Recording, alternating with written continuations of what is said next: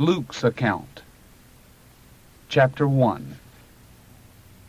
Since, in fact, even many take in hand to compose a narrative concerning the matters of which we are fully assured among ourselves, according as those who, from the beginning coming to be eyewitnesses and deputies of the Word, give them over to us, it seems good to me also, having fully followed all accurately from the very first, to write to you consecutively, most mighty Theophilus, that you may be recognizing the certainty of the words concerning which you were instructed. There came to be, in the days of Herod, the king of Judea, a certain priest named Zachariah, of the routine of Abiah, and his wife of the daughters of Aaron, and her name is Elizabeth.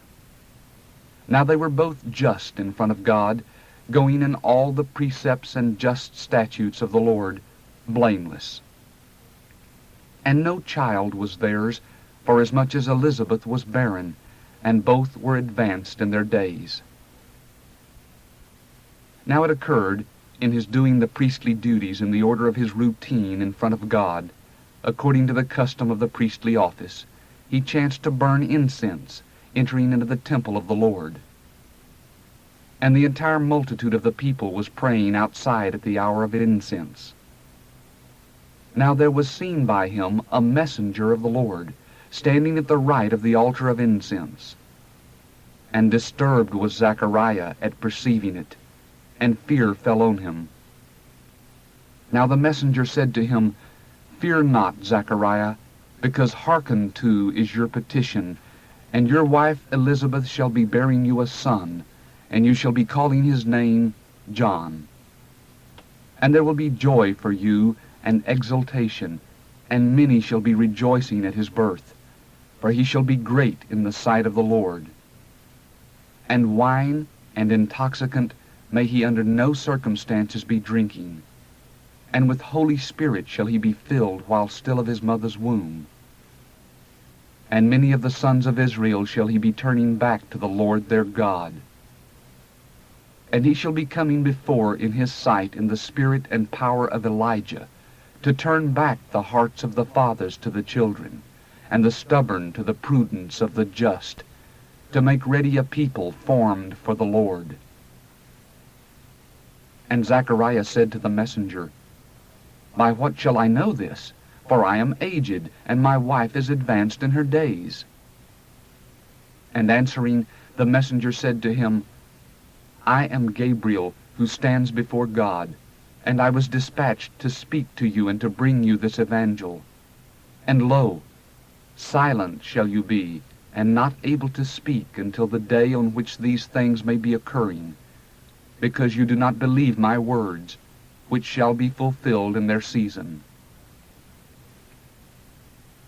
And the people were hoping for Zachariah, and they marveled at his delaying in the temple. Yet, on coming out, he was not able to speak to them, and they recognized that he has seen an apparition in the temple. And he was motioning to them, and continued to be mute. And it occurred, as the days of his ministry are fulfilled, that he came away into his home. Now after these days, Elizabeth, his wife, conceived, and she kept herself close 5 months, saying that, Thus has the Lord done to me in the days in which he took notice to eliminate my reproach among men. Now in the 6th month, the messenger Gabriel was dispatched from God to a city of Galilee, which is named Nazareth, to a virgin, espoused to a man whose name is Joseph, of the house and kindred of David. And the name of the virgin is Miriam. And entering to her, the messenger said, Rejoice, favored one, the Lord is with you, you blessed among women. Now she, perceiving it, was agitated at his word, and she reasoned what manner of salutation this may be. And the messenger said to her, Fear not, Miriam, for you found favor with God. And lo, you shall be conceiving and be pregnant, and be bringing forth a son, and you shall be calling his name Jesus. He shall be great, and Son of the Most High shall he be called. And the Lord God shall be giving him the throne of David, his father, and he shall reign over the house of Jacob for the eons. And of his kingdom there shall be no consummation. Yet Miriam said to the messenger, How shall this be, since I know not a man? And answering, the messenger said to her, Holy Spirit shall be coming on you, and the power of the Most High shall be overshadowing you. Wherefore also the Holy One who is being generated shall be called the Son of God. And lo, Elizabeth, your relative, she also has conceived a son in her decrepitude, and this is the 6th month with her who is called barren, seeing that it will not be impossible with God to fulfill his every declaration. Now Miriam said, Lo, the slave of the Lord, may it come to be with me according to your declaration. And the messenger came away from her. Now in these days Miriam, rising, went with diligence into the mountainous region, into a city of Judah. And she entered into the house of Zachariah, and salutes Elizabeth. And it occurred, as Elizabeth hears the salutation of Mary, the babe jumps in her womb, and Elizabeth is filled with Holy Spirit, and she shouts out with a loud voice, and said, Blessed are you among women, and blessed is the fruit of your womb. And whence is this to me, that the mother of my Lord may be coming to me? For lo, as the sound of your salutation came into my ears, the babe jumps with exultation in my womb. And happy is she who believes, seeing that there shall be a maturing of that which has been spoken to her by the Lord. And Miriam said, My soul is magnifying the Lord, and my spirit exults in God my Savior.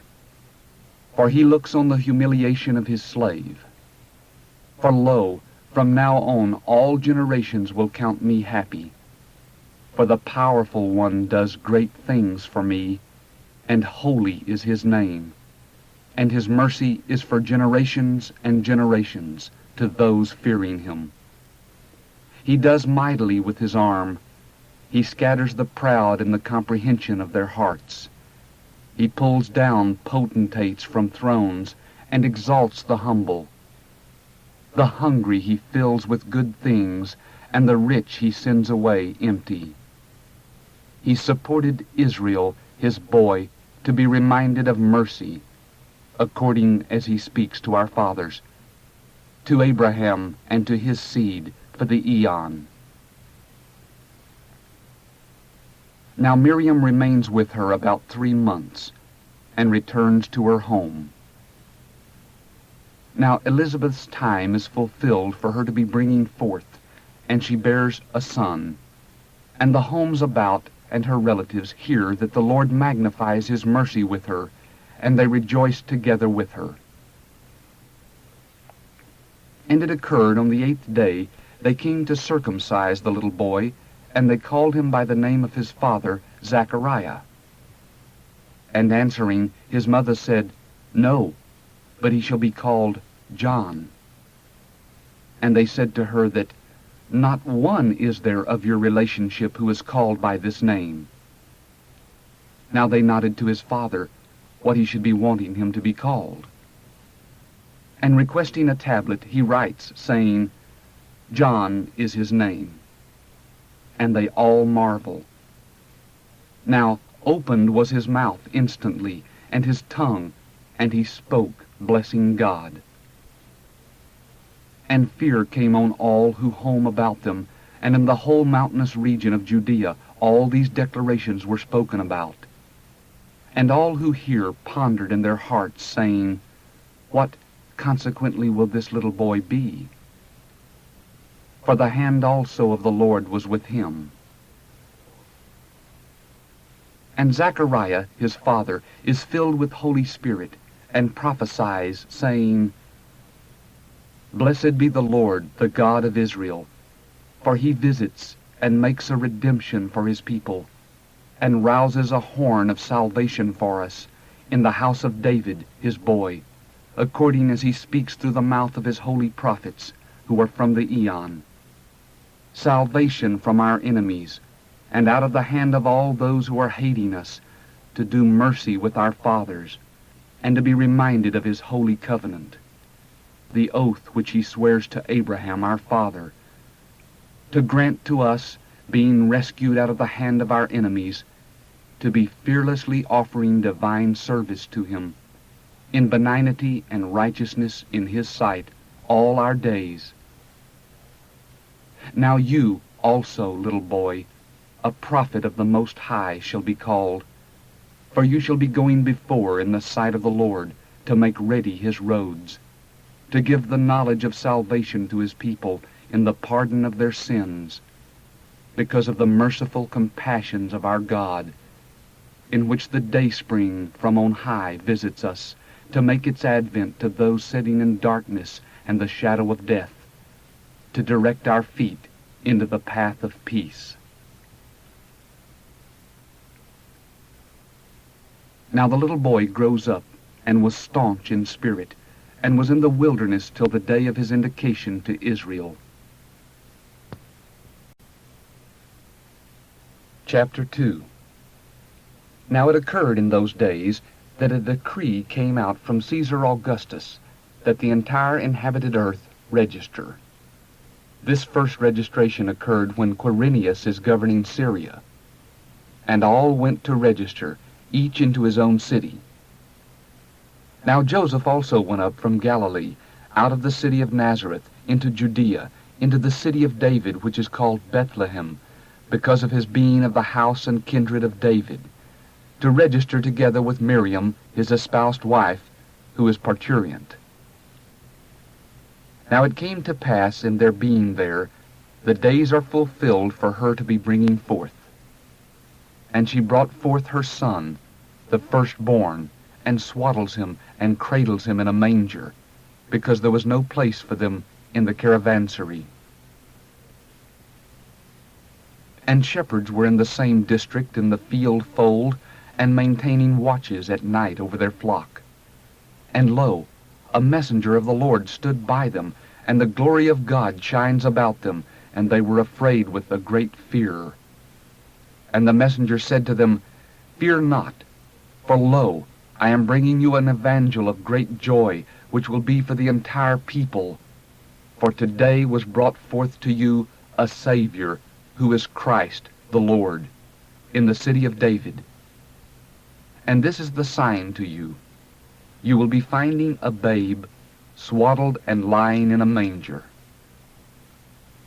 And suddenly, with the messenger, there came to be a multitude of the heavenly host, praising God and saying, Glory to God among the highest, and on earth peace, among men delight. And it occurred, as the messengers came away from them into heaven, that the shepherds spoke to one another, saying, By all means we may be passing through to Bethlehem, and we may be perceiving this declaration which is come to pass, which the Lord makes known to us. And they came hurrying, and they found both Miriam and Joseph and the babe lying in the manger. Now, perceiving it, they make known concerning the declaration that is spoken to them concerning this little boy. And all who hear marvel concerning that which is being spoken to them by the shepherds. Now Miriam preserved all these declarations, parlaying them in her heart. And the shepherds return, glorifying and praising God for all that which they hear and perceived, according as it was spoken to them. And when the 8 days to his circumcising are fulfilled, his name also was called Jesus, which he was called by the messenger before his conception in the womb. And when the days of their cleansing are fulfilled, according to the law of Moses, they brought him up into Jerusalem to present him to the Lord, according as it is written in the law of the Lord, that every male opening up the matrix shall be called holy to the Lord. and to give a sacrifice according to that which is declared in the law of the Lord, a pair of turtle doves or 2 squabs of the doves.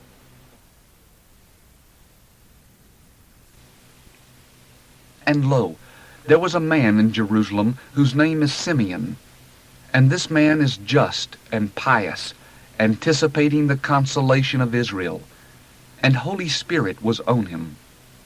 And he was apprised by the Holy Spirit that he would not be acquainted with death ere he should be acquainted with the Lord's Christ.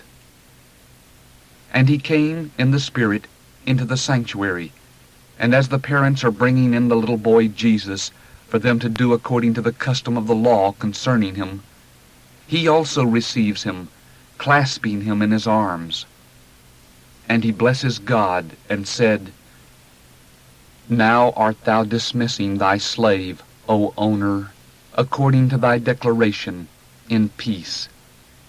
For my eyes perceived thy salvation, which thou dost make ready, suiting the face of all the peoples, a light for the revelation of nations, and the glory of thy people Israel. And his father and mother were marveling at that which is spoken concerning him. And Simeon blesses them, and said to Miriam his mother, Lo, he is lying for the fall and rising of many in Israel, and for a sign contradicted. Yet through your own soul also shall be passing a blade, so that the reasonings of many hearts should be revealed. And there was Hannah, a prophetess, a daughter of Peniel, out of the tribe of Asher. She is advanced in her many days, living with a husband 7 years from her virginity, and she is a widow till she is 84 years, who does not withdraw from the sanctuary, with fasts and petitions, offering divine service night and day. And in the same hour, standing by, she made a response to God, and spoke concerning him to all who are anticipating redemption in Jerusalem. And as they accomplished all according to the law of the Lord, they returned into Galilee, into their own city, Nazareth. Now the little boy grows up, and was staunch in spirit, being filled with wisdom, and the grace of God was on him. And his parents went year by year into Jerusalem to the festival of the Passover. And when he came to be 12 years old, at their going up into Jerusalem according to the custom of the festival, and finishing the days, at their return the boy Jesus remains behind in Jerusalem, and his parents know it not. Now, inferring that he is in the caravan, they came a day's way, and they hunted him among the relatives and those known to them. And, not finding him, they returned into Jerusalem, hunting him. And it occurred, after 3 days, they found him in the sanctuary, seated in the midst of the teachers, hearing them, as well as inquiring of them. Now amazed are all those hearing him at his understanding and answers. And perceiving him, they were astonished. And his mother said to him, Child, why do you thus to us? Lo, your father and I painfully sought you. And he said to them, Why is it that you sought me? Had you not perceived that I must be among the things which are my father's? And they do not understand the declaration which he speaks to them. And he descended with them, and came into Nazareth, and was subject to them. And his mother carefully kept all these declarations, parlaying them in her own heart. And Jesus progressed in wisdom and stature, and in favor with God and men. Chapter 3.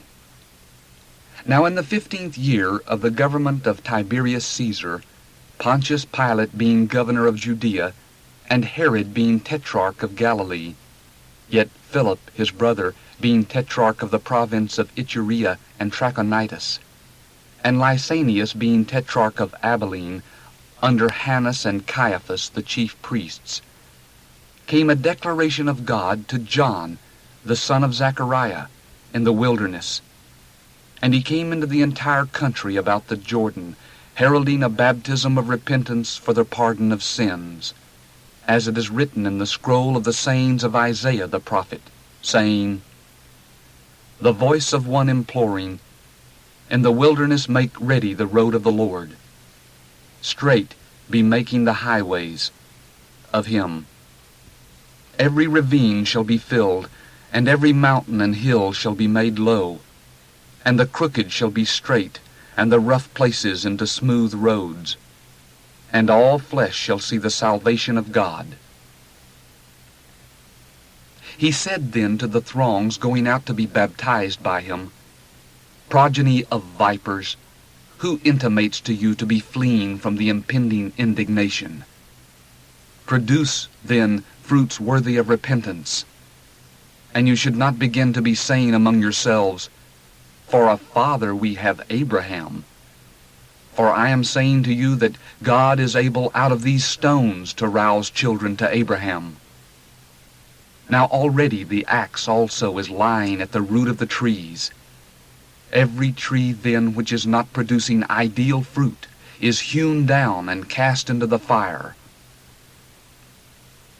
And the throngs inquired of him, saying, What then should we be doing? Now answering, he said to them, He who has 2 tunics, let him be sharing with him who has none, and let him who has food be doing likewise. Now tribute collectors also came to be baptized, and they said to him, Teacher, what should we be doing? Now he said to them, Impose nothing more than has been prescribed to you. Now soldiers also inquired of him, saying, What should we also be doing? And he said to them, You should be intimidating no one, neither be blackmailing, and be sufficed with your rations. Now at the people hoping, and all reasoning in their hearts concerning John, lest at some time he may be the Christ, John answers, saying to all, I, indeed, in water am baptizing you. Yet coming is one stronger than I, the thong of whose sandals I am not competent to loose. He will be baptizing you in Holy Spirit and fire, whose winnowing shovel is in his hand, and he will be scouring his threshing floor, and be gathering the grain into his barn. Yet the chaff shall he burn up with unextinguished fire. Indeed, then, entreating about many different things also, he brought the evangel to the people. Now Herod the Tetrarch, being exposed by him concerning Herodias, the wife of his brother Philip, and concerning all the wicked things which Herod does, adds this also to them all. He locks up John in jail. Now it occurred, as all the people are baptized, at Jesus also being baptized and praying, heaven is opened, and the Holy Spirit descends on him, to bodily perception as if a dove. And a voice came out of heaven, saying, Thou art my Son, the beloved.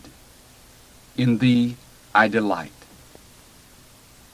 And he, Jesus, when beginning, was about 30 years old, being a son, as to the law, of Joseph, of Eli, of Mathat, of Levi, of Melchi, of Janai, of Joseph, of Mattathias, of Amos, of Nahum, of Esli, of Nagai, of Math, of Mattathiah, of Shimei, of Josek, of Joda, of Joanna, of Risa, of Zerubbabel, of Shalthiel, of Neri, of Melchi, of Adai, of Kosam, of Elmadam, of of Jesus, of Eleazar, of Joram, of Mathat, of Levi, of Simeon, of Judah, of Joseph,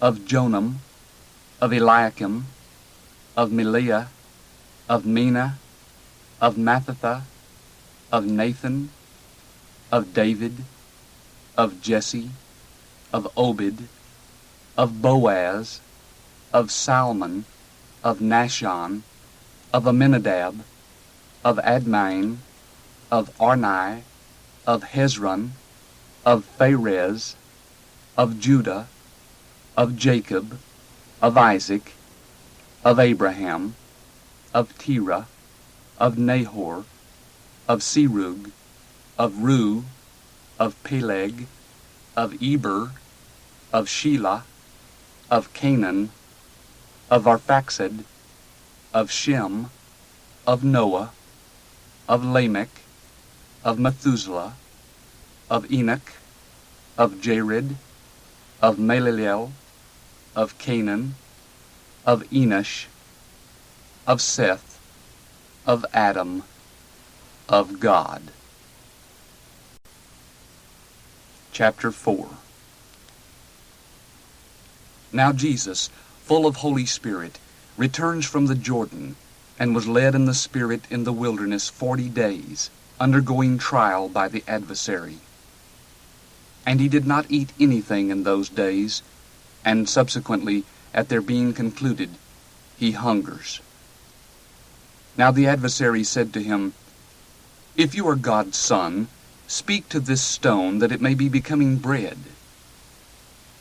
And Jesus answered him, saying, It is written that not on bread alone shall man be living, but on every declaration of God. And leading him up into a high mountain, the adversary shows him all the kingdoms of the inhabited earth in a second of time. And the adversary said to him, To you shall I be giving all this authority and the glory of them, for it has been given up to me, and to whomsoever I may will, I am giving it. If you, then, should ever be worshipping before me, it will all be yours. And answering, Jesus said to him, Go away behind me, Satan.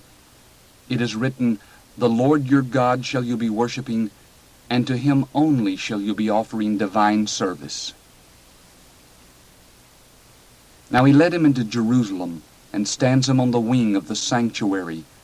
And he said to him, If you are God's Son, cast yourself down hence, for it is written that his messengers shall be directed concerning thee to protect thee, and that on their hands shall they be lifting thee, lest at some time thou shouldest be dashing thy foot against a stone.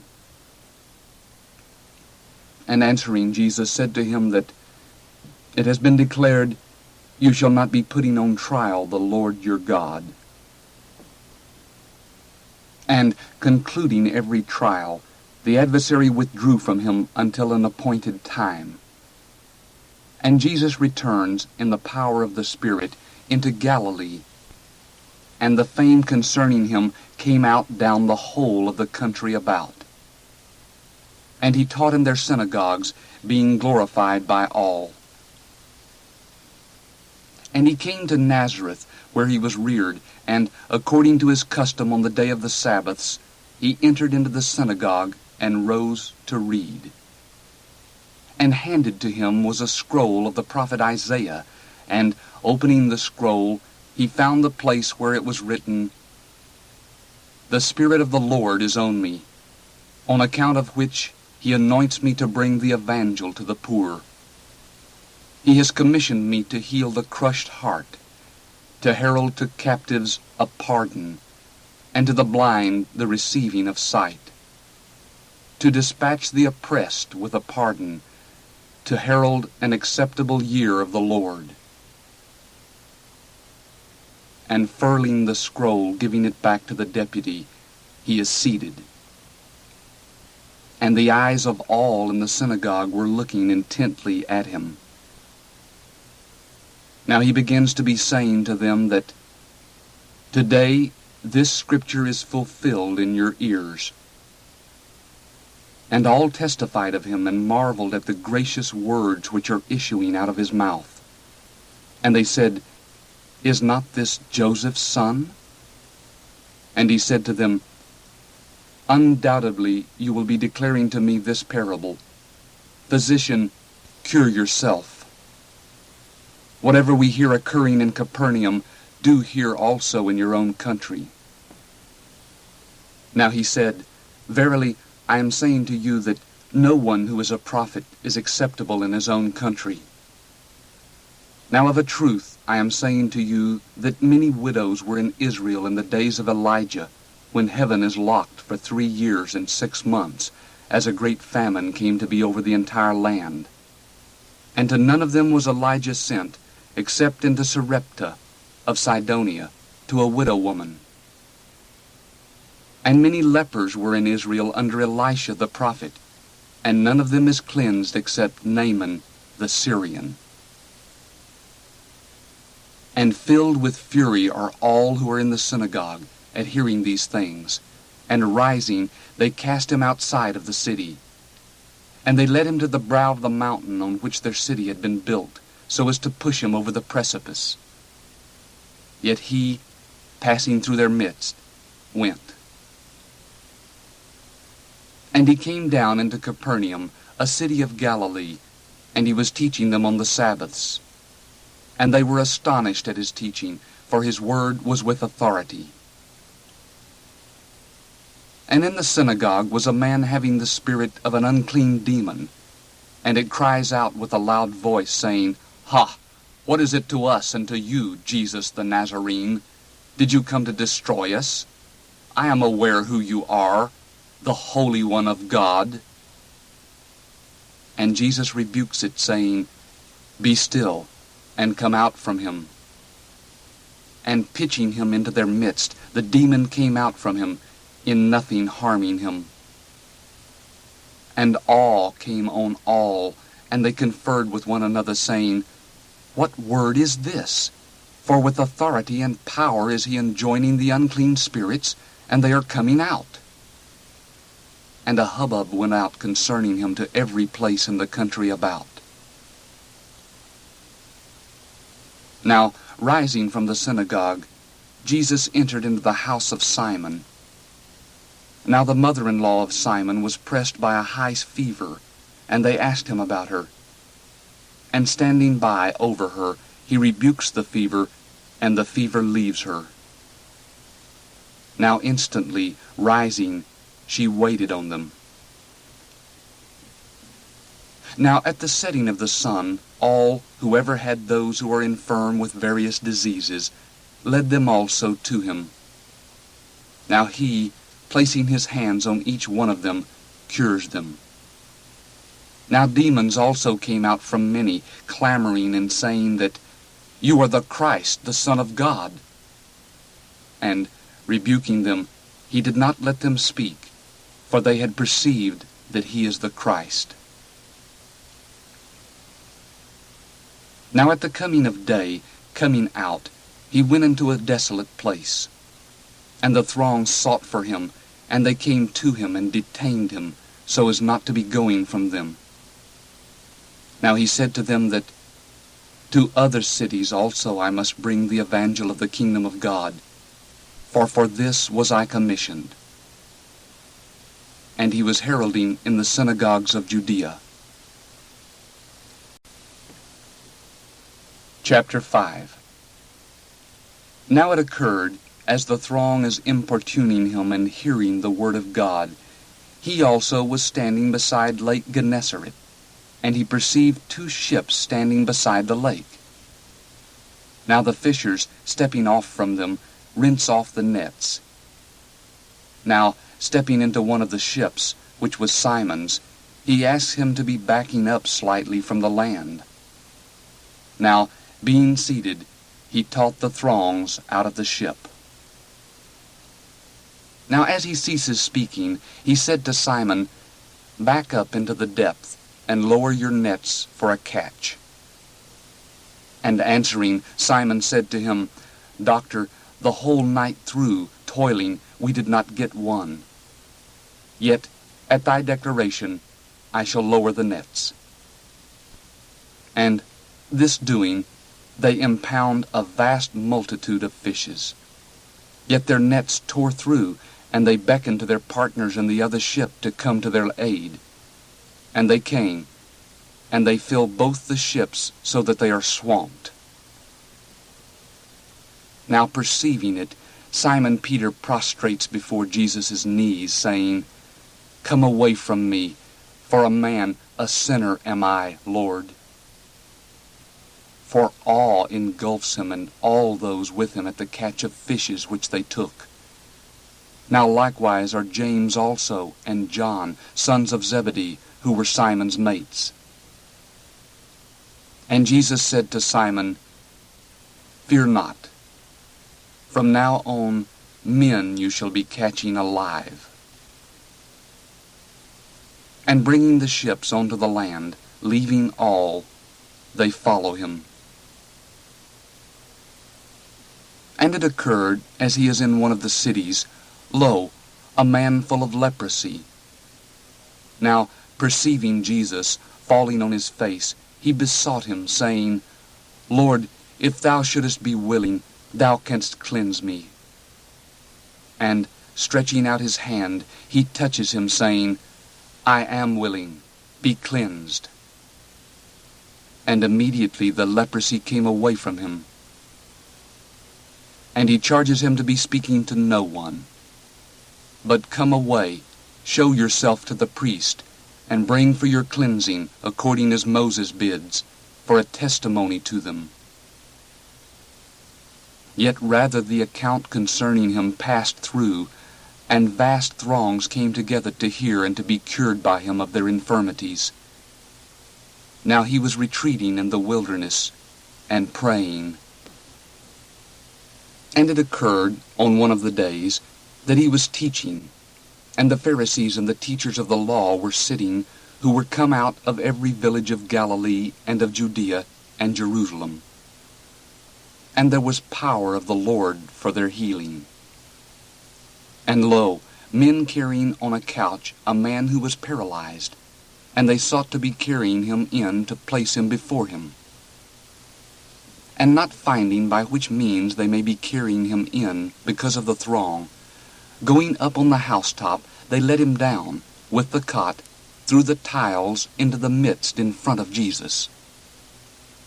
And perceiving their faith, he said to him, "Man, pardon you are your sins." And the scribes and the Pharisees began to reason, saying, "Who is this who is speaking in blasphemies? Who is able to pardon sins except God only?" Now Jesus, recognizing their reasonings, answering, said to them, "What are you reasoning in your hearts? What is easier, to be saying, 'Pardoned are you your sins,' or to be saying, 'Rouse and walk'? Now, that you may be perceiving that the Son of Mankind has authority on earth to pardon sins," he said to the paralyzed, "To you am I saying, Rouse and pick up your cot and go into your house." And instantly, rising before them, picking up that on which he was laid, he came away into his house, glorifying God. And amazement took hold of all, and they glorified God, and are filled with fear, saying that, "We perceived baffling things today." And after these things he came out, and gazes at a tribute collector named Levi, sitting at the tribute office. And he said to him, "Follow me." And leaving all, rising, he follows him. And Levi makes a great reception for him in his house, and there was a vast throng of tribute collectors and others who were lying down with them. And the Pharisees and their scribes murmured to his disciples, saying, "Wherefore are you eating and drinking with the tribute collectors and sinners?" And answering, Jesus said to them, "Those who are sound have no need of a physician, but those who have an illness. I have not come to call the just, but sinners to repentance. Yet they said to him, The disciples of John are fasting frequently, and are making petitions. Likewise also those of the Pharisees. Yet yours are eating and drinking. Now Jesus said to them, You cannot make the sons of the bridal chamber fast while the bridegroom is with them. Yet coming will be days whenever the bridegroom may be taken away from them also. Then they will be fasting in those days. Now he told them a parable also, that no one, rending a patch from a new cloak, is patching it on an old cloak. Likewise, surely the new also will be rending, and the patch from the new will not be agreeing with the old. And no one is draining fresh wine into old wineskins. Otherwise, surely the fresh wine will be bursting the wineskins, and it will be spilled, and the wineskins will perish. But fresh wine is drained into new wineskins, and both are preserved. And no one, drinking the old, immediately is wanting the fresh, for he is saying, The old is mellower. Chapter 6. Now it occurred on the first Sabbath. He is going through the sowings, and his disciples plucked the ears and ate, rubbing them together in their hands. Now certain of the Pharisees said to them, What you are doing is what is not allowed to be done on the Sabbaths. And answering, Jesus said to them, Did you not even read this, which David does once when he hungers, he and those who are with him? How he entered into the house of God, and taking the showbread, he ate also, and gives to those with him also that which is not allowed to be eaten except only by the priests. And he said to them that the Son of Mankind is Lord of the Sabbath also. Now it occurred on a different Sabbath also, he is entering into the synagogue and teaching. And there was a man there, and his right hand was withered. Now the scribes and the Pharisees scrutinized him to see if he is curing on the Sabbath, that they may be finding an accusation against him. Yet he had perceived their reasonings. Now he said to the man having the withered hand, Rouse, and stand in the midst. And rising, he stood. Now Jesus said to them, I will be inquiring of you if it is allowed on the Sabbath to do good or to do evil, to save a soul or to destroy. And looking about on them all, he said to the man, Stretch out your hand. Now he does it, and his hand was restored as the other. Now they are all filled with folly, and they spoke about it to one another, saying, What should they be doing to Jesus?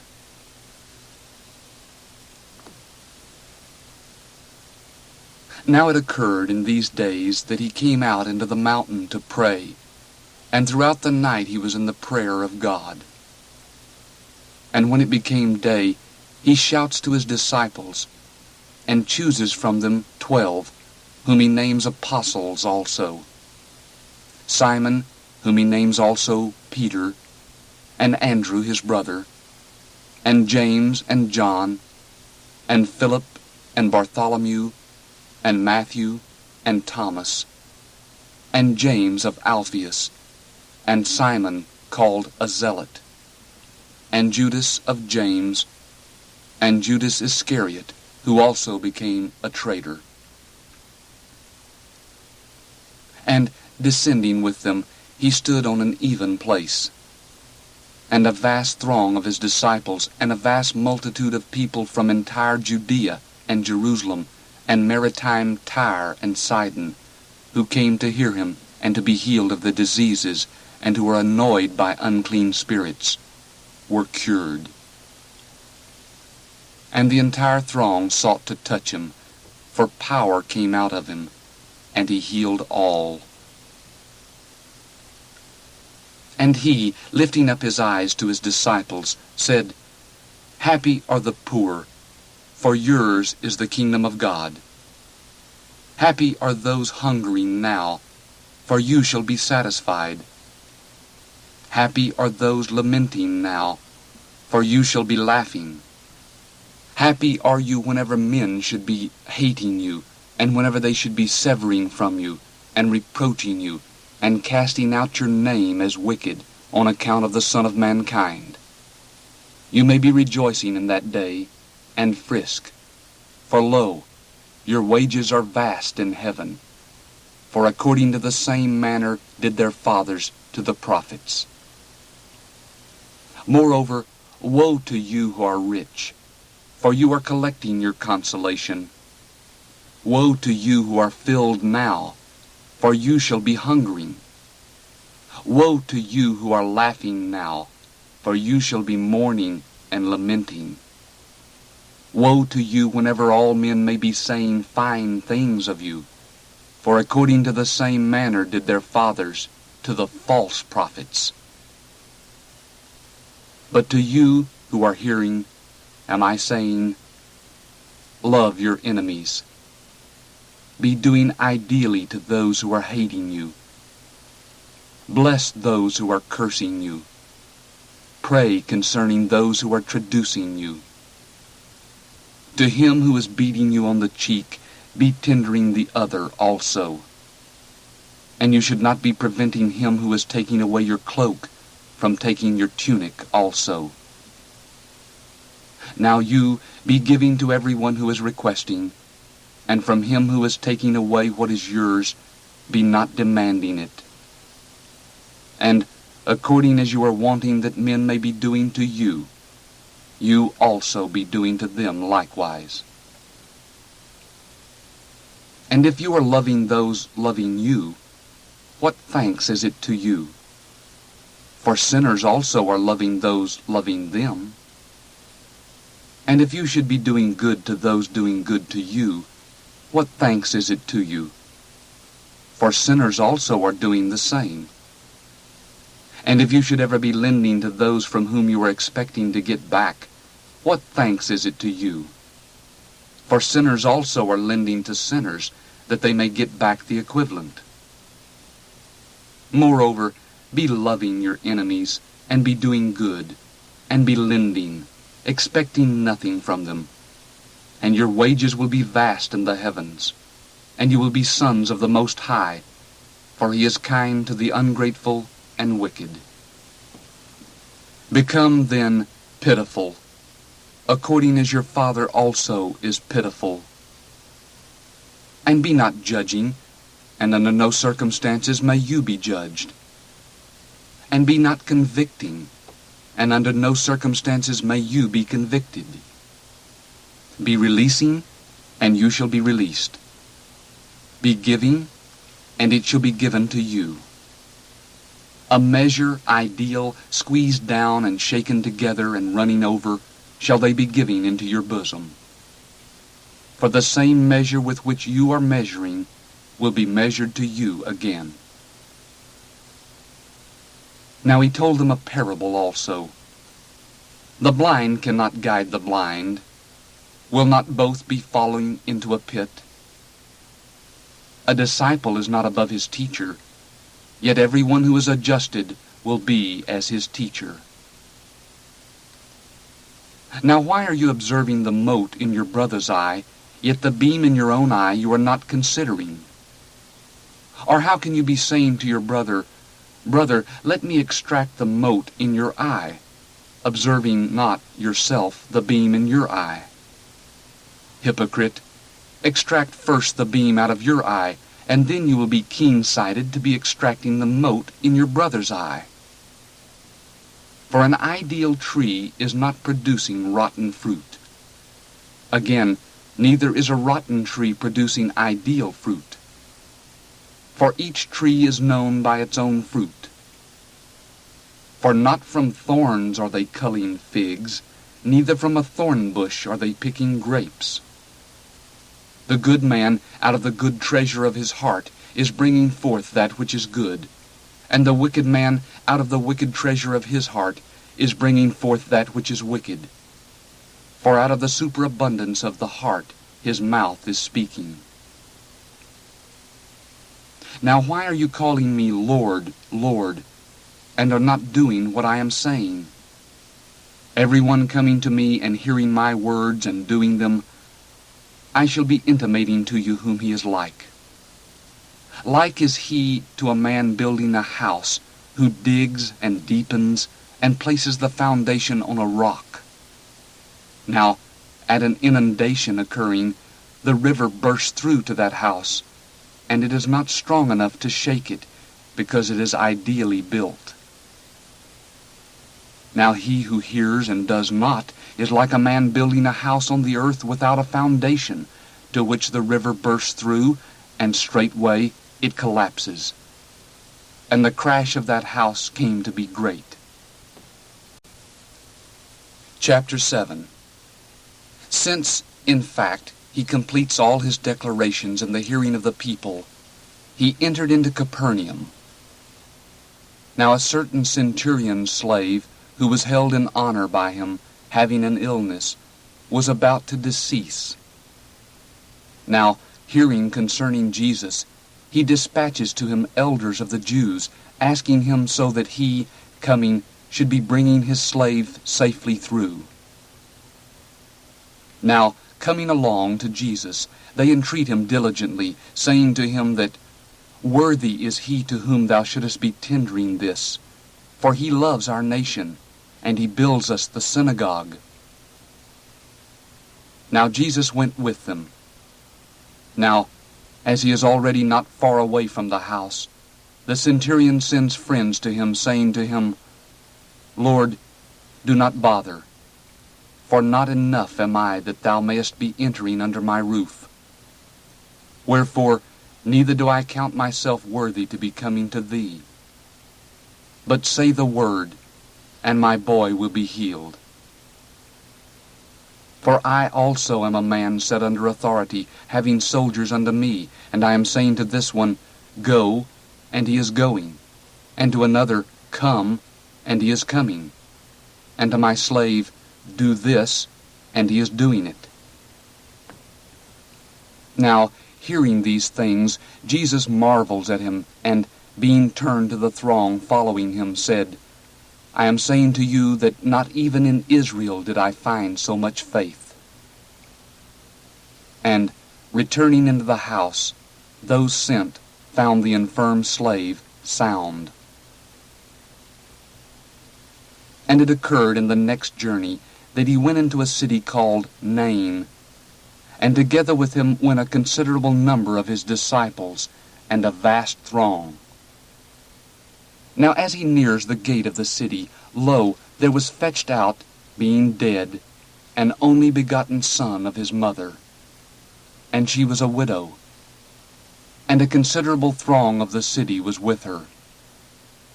And perceiving her, the Lord has compassion on her, and said to her, Do not lament. And approaching, he touches the bier. Now those bearing it stand. And he said, Youth, to you am I saying, Be roused. And the dead youth sits up and begins to be speaking. And he gives him back to his mother. Now fear got all, and they glorified God, saying that a great prophet was roused among us, and that God visits his people. And this saying concerning him came out in the whole of Judea, and in the entire country about. And his disciples report to John concerning all these things. And, calling a certain two of his disciples to him, John sends to Jesus, saying, Art thou the coming one, or may we be hoping for a different one? Now coming along to him, the men say, John the Baptist dispatches us to thee, saying, Art thou the coming one, or may we be hoping for another one? In that hour he cures many of diseases and scourges and wicked spirits, and to many blind he graciously grants sight. And answering, Jesus said to them, Go, report to John what you perceived and hear, that the blind are receiving sight, the lame are walking, lepers are being cleansed, and the deaf are hearing, the dead are being roused, and to the poor the evangel is being brought. And happy is he whosoever may not be snared in me. Now, at John's messengers coming away, he begins to be saying to the throngs concerning John, What do you come out into the wilderness to gaze at? A reed being shaken by the wind? But what do you come out to perceive? A man garbed in soft garments? Lo, those in glorious vesture and inhering in luxury are among the royal. But what have you come out to perceive? A prophet? Yes, I am saying to you, and exceedingly more than a prophet.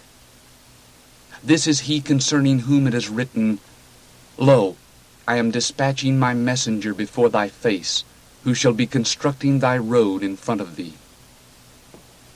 For verily I am saying to you, a greater prophet among those born of women than John the Baptist there is not one. Yet the smaller in the kingdom of God is greater than he. And hearing, the entire people, even the tribute collectors, justify God, being baptized with the baptism of John. Yet the Pharisees and those learned in the law repudiate the counsel of God for themselves, not being baptized by him. To whom then shall I be likening the men of this generation? And to whom are they like? Like are they to little boys and girls sitting in the market and shouting to one another and saying, We flute to you, and you do not dance. We wail to you, and you do not lament. For come has John the Baptist, neither eating bread nor drinking wine, and you are saying, A demon has he. Come has the Son of Mankind, eating and drinking, and you are saying, Lo, a man gluttonous and a tippler, a friend of tribute collectors and sinners. And justified was wisdom by all her children. Now a certain one of the Pharisees asked him that he may be eating with him. And entering into the Pharisee's house, he reclined. And lo, a woman who was in the city was a sinner. And recognizing that he is lying down at table in the Pharisee's house, fetching an alabaster vase of attar, and standing behind, beside the feet of Jesus, lamenting, she begins to rain tears on his feet. And with the hair of her head she wiped them off, and fondly kissed his feet, and rubbed them with the attar. Now, perceiving it, the Pharisee who invites him said in himself, saying, This one, if he were a prophet, would have known who and what manner of woman it is who is touching him, seeing that she is a sinner. And answering, Jesus said to him, Simon, I have something to say to you. Now he is averring, Teacher, say it. 2 debtors paying usury were owing a certain creditor. The one owed 500 denarii, yet the other 50. Now, they having nothing to pay, he deals graciously with both. Which of them, then, will be loving him more? Now answering, Simon said, I take it that it is he with whom he deals the more graciously. Now he said to him, Correctly do you decide. And being turned to the woman, he averred to Simon, Are you observing this woman? I entered into your house. Water for my feet you do not give. Yet she rains tears on my feet, and with her hair she wipes them off.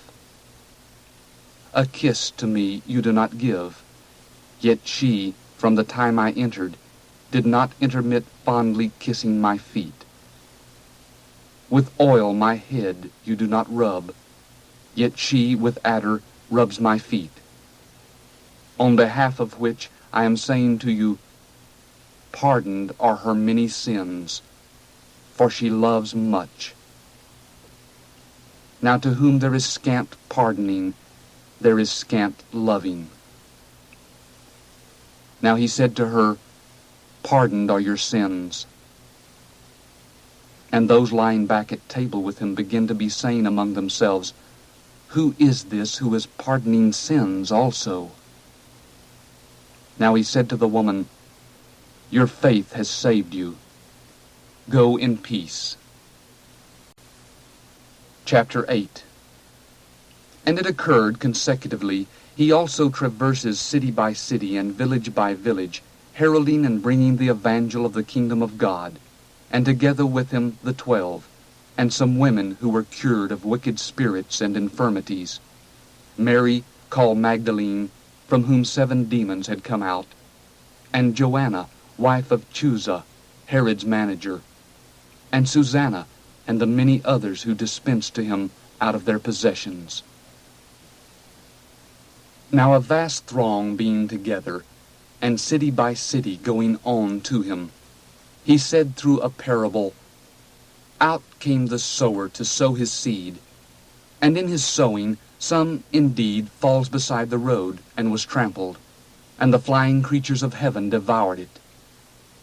And other falls down on the rock, and sprouting is withered because of having no moisture.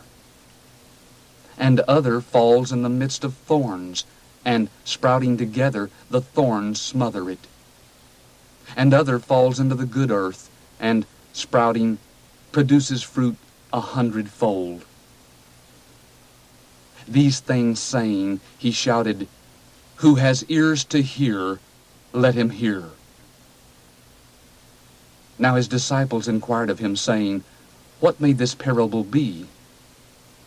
Now he said, to you has it been given to know the secrets of the kingdom of God, yet to the rest in parables, that observing they may not be observing, and hearing they may not be understanding. Now this is the parable. The seed is the word of God. Now those beside the road are those who hear. Thereafter the adversary is coming and is picking up the word from their heart, lest, believing, they may be saved. Now those on the rock are those who, whenever they should be hearing, with joy are receiving the word. And these have no root, who are believing for a season, and in a season of trial are withdrawing. Now that falling among the thorns, these are those who hear, and by worries and riches, and by the gratifications of life, going on, stifle, and are bringing nothing to maturity. Now that in the ideal earth, these are they who, in a heart ideal and good, hearing the word, are retaining it, and are bearing fruit with endurance. Now no one, lighting a lamp, is covering it with a vessel, or is placing it underneath a couch, but is placing it on a lampstand, that those going in may be observing the light. For nothing is hidden which shall not become apparent, neither concealed which should not by all means be known and come to be apparent. Beware, then, how you are hearing. For whoever may have, to him shall be given, and whoever may not have, from him shall be taken away also what he is supposed to have. Now there came along to him his mother and his brothers, and they were not able to fall in with him because of the throng. Now it was reported to him, saying that thy mother and thy brothers stand outside wanting to see thee. Now he, answering, said to them, my mother and my brethren are these who are hearing the word of God and doing it. Now it occurred on one of the days that he, as well as his disciples, stepped into a ship. And he said to them, we may be passing through to the other side of the lake. And they set out. Now at their sailing, he falls asleep. And a whirl of wind descended to the lake, and they were foundered and in danger. Now approaching, they rouse him, saying, Doctor, Doctor, we are perishing. Now he, being roused, rebukes the wind and the surging of the water, and they cease, and it became calm. Now he said to them, Where is your faith? Yet, being afraid, they marvel, saying to one another, Who, consequently, is this, that he is enjoining the winds as well as the water, and they are obeying him? And they sailed down into the country of the Gergesenes, which is across from Galilee. Now at his coming out to the land, there meets him a certain man out of the city who had demons, and for a considerable time puts on no cloak, and remained in no house, but in the tombs. Now, perceiving Jesus and crying out, he prostrates to him and said in a loud voice, What is it to me and to thee, Jesus, Son of God Most High? I beseech thee, thou shouldest not be tormenting me. For he charged the unclean spirit to be coming out from the man. For many times it had gripped him, and he was bound, being guarded with chains and fetters, and bursting through the bonds, he was driven by the demon into the wilderness. Now Jesus inquires of him, saying, What is your name? Now he said, Legion, for many demons entered into him. And they entreated him that he should not enjoin them to be coming away into the submerged chaos. Now a considerable herd of hogs was there, grazing on the mountain, and they entreat him that he should permit them to be entering into those. And he permits them. Now the demons, coming out from the man, entered into the hogs, and the herd rushes down the precipice into the lake, and was smothered. Now the graziers, perceiving what has occurred, fled and reported in the city and in the fields. Now they came out to perceive what has occurred, and they came to Jesus and found the man from whom the demons came out, garmented and sane, sitting at the feet of Jesus, and they were afraid. Yet those also who are perceiving how the demoniac was saved report to them.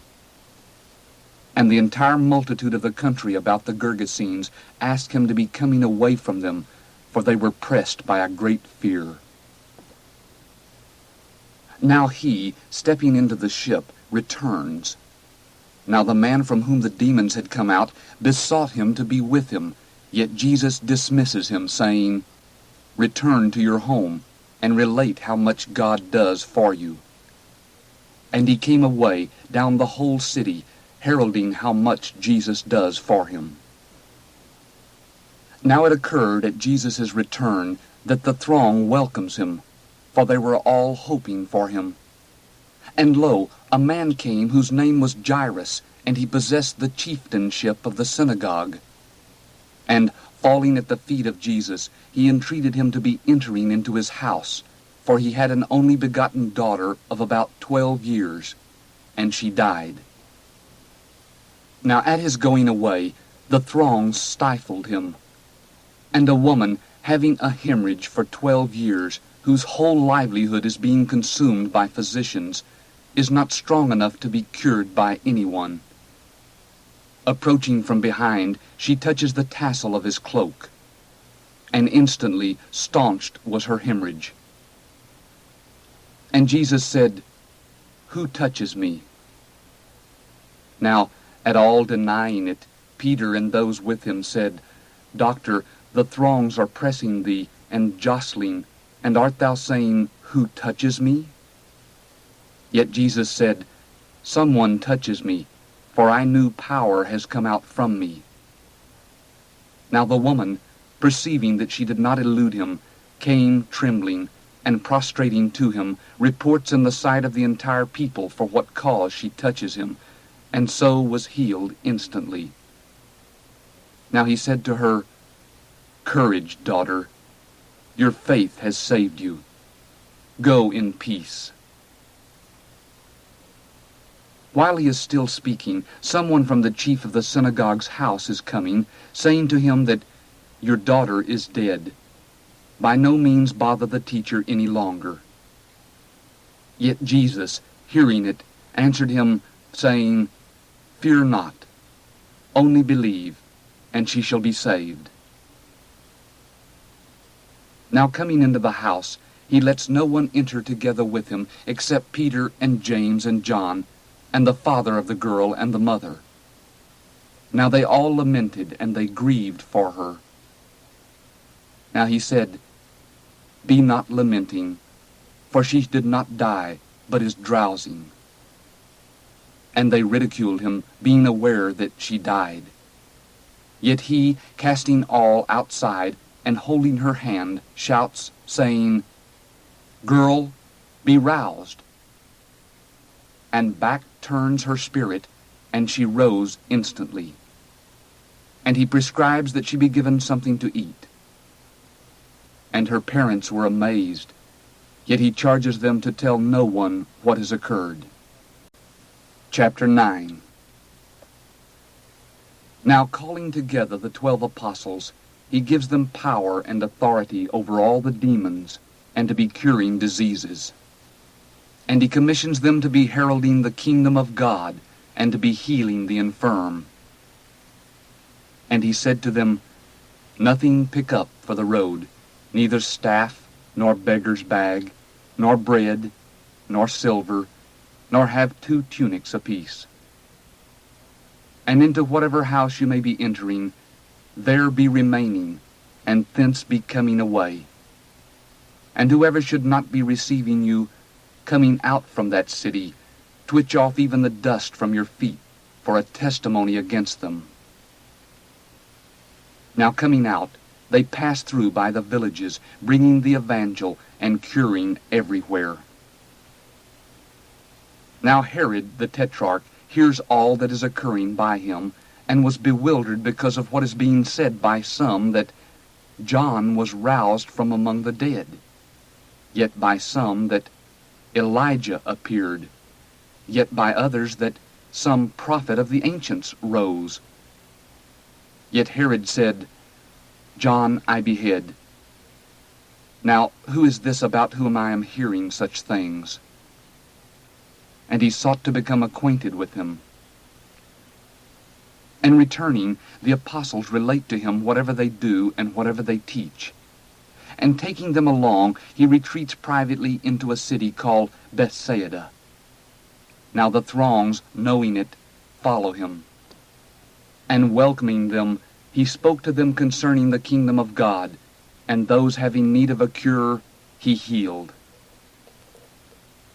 Now the day begins to be declining. Now approaching, the 12 said to him, Dismiss the throng, that they, being gone into the villages and the fields around, should be putting up for the night, and finding forage, for we are in a desolate place here. Yet he said to them, You be giving them something to eat. Yet they say, We have no more than 5 cakes of bread and 2 fishes, except should we go and buy food for all these people. For there were about 5,000 men. Now he said to his disciples, Cause them to recline in groups of about 50 apiece. And they do thus, and cause all to recline. Now taking the 5 cakes of bread and the 2 fishes, looking up into heaven, he blesses them, and breaks them up, and gave to the disciples to place before the throng. And they ate, and all are satisfied. And 12 panniers of their superfluous fragments were picked up. And it occurred, as he is praying in seclusion, the disciples were together with him, and Jesus inquires of them, saying, Who are the throngs saying that I am? Now they, answering, say, John the Baptist, yet others Elijah, yet others that some prophet of the ancients rose. And he said to them, Now you, who are you saying that I am? Now Peter, answering, said, The Christ of God. Now he, warning them, charges them to tell no one this, saying that the Son of Mankind must be suffering much, and be rejected by the elders and chief priests and scribes, and be killed, and the third day be roused. Now he said to all, If anyone is wanting to come after me, let him disown himself and pick up his cross daily and follow me. For whosoever may be wanting to save his soul shall be destroying it. Yet whoever should be destroying his soul on my account, he shall be saving it. For what does a man benefit, gaining the whole world, yet destroying or forfeiting himself? For whoever may be ashamed of me and of my words, of this one the Son of Mankind shall be ashamed, whenever he may be coming in the glory of him, and of the Father, and of the holy messengers. Now I am saying to you, truly there are some of those standing here who under no circumstances should be tasting death, till they should be perceiving the kingdom of God. Now it occurred about 8 days after these sayings, taking along Peter and John and James also, that he ascended into the mountain to pray. And it occurred, in his praying, to the perception his face became different, and his vesture glittering white. And lo, 2 men conferred with him, who were Moses and Elijah, who, being seen in the glory, spoke of his exodus, which he was about to be completing in Jerusalem. Now Peter and those with him were heavy with sleep. Yet, becoming alert, they perceived his glory and the 2 men who stand together with him. And it occurred, as they are detached from him, that Peter said to Jesus, Doctor, it is ideal for us to be here, and we should be making 3 tabernacles, one for thee, and one for Moses, and one for Elijah, not being aware what he is saying. Now at his saying these things, a cloud came and overshadowed them. Now they were afraid at their entering into the cloud. And a voice came out of the cloud, saying, This is my Son, the chosen.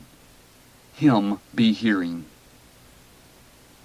And at the coming of the voice, Jesus was found alone. And they hush, and to no one in those days do they report anything of what they have seen. Now it occurred on the next day, at their coming down from the mountain, that a vast throng meets with him. And lo, a man from the throng exclaims, saying, Teacher, I beseech thee, look on my son, for my only begotten is he. And lo, a spirit is getting him, and suddenly he is crying out, and it is tearing and convulsing him with froth, and is departing with difficulty from him, bruising him. And I besought thy disciples that they should cast it out, and they could not. Now, answering, Jesus said, O generation unbelieving and perverse, till when shall I be with you and bear with you? Lead your son here to me. Yet, while he is still approaching, the demon tears and violently convulses him. Yet Jesus rebukes the unclean spirit, and he heals the boy, and gives him back to his father. Now all were astonished at the magnificence of God. Now at all marveling at all which Jesus did, he said to his disciples, You be laying up these sayings in your ears, for the Son of Mankind is about to be given up into the hands of men. Yet they were ignorant of this declaration, and it was screened from them, that they may not be sensing it, and they feared to ask him concerning this declaration. Now a reasoning entered among them as to which of them should be greatest. Now Jesus, perceiving the reasoning of their hearts, getting hold of a little child, stands it beside himself, and said to them, Whosoever should be receiving this little child in my name is receiving me, and whosoever should be receiving me is receiving him who commissions me. for the one inherently smaller among you all, he is great." Now, answering, John said, "Doctor, we perceived someone casting out demons in thy name, and we forbade him, for he is not following with us." Yet Jesus said to him, "Be not forbidding, for he who is not against you is for you." Now it occurred in the fulfillment of the days of his taking up, he fixes his face steadfastly to go to Jerusalem. And he dispatches messengers before his face. And being gone, they entered into a village of the Samaritans, so as to make ready for him. And they do not receive him, for his face was going to Jerusalem. Now perceiving it, his disciples James and John say, "Lord, art thou willing? May we be telling fire to descend from heaven and consume them, as Elijah also does?" Now, being turned, he rebukes them, and they went into a different village. And at their going in the road, someone said to him, "I will be following thee wheresoever thou mayest be coming away, Lord." And Jesus said to him, "The jackals have burrows, and the flying creatures of heaven roosts. Yet the Son of Mankind has nowhere that he may be reclining his head." Now he said to a different one, "Follow me." Yet he said, "Lord, permit me first to come away to entomb my father." Yet he said to him, "Let the dead entomb their own dead.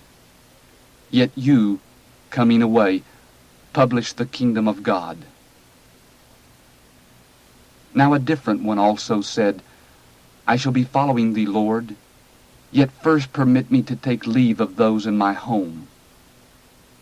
Yet Jesus said to him, "No one, putting forth his hand on a plow and looking behind, is fit in the kingdom of God." Chapter 10.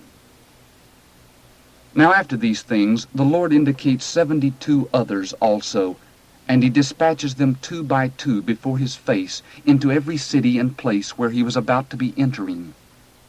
Now he said to them, "The harvest indeed is vast, yet the workers are few. Beseech then the Lord of the harvest, so that he should be ejecting workers into his harvest. Go. Lo, I am dispatching you as lambs in the midst of wolves. Bear no purse, nor beggar's bag, nor yet sandals, and you should be greeting no one by the way. Now into whatever house you may be entering, first say, 'Peace to this household.' And if a son of peace should be there, your peace will be resting on it. Otherwise surely it will come back on you. Now in the same house remain, eating and drinking what they have, for worthy is the worker of his wages. Do not proceed from house to house. And into whatever city you may be entering, and they may be receiving you, eat what is placed before you, and cure the infirm in it, and say to them, 'Near to you is the kingdom of God.' Now into whatever city you may be entering, and they may not be receiving you, coming out into its squares, say, 'Even the dust on our feet, which is clinging to us out of your city, are we wiping off before you. Moreover, know this, that near to you is the kingdom of God.' Now I am saying to you that it will be more tolerable for Sodom in that day than for that city.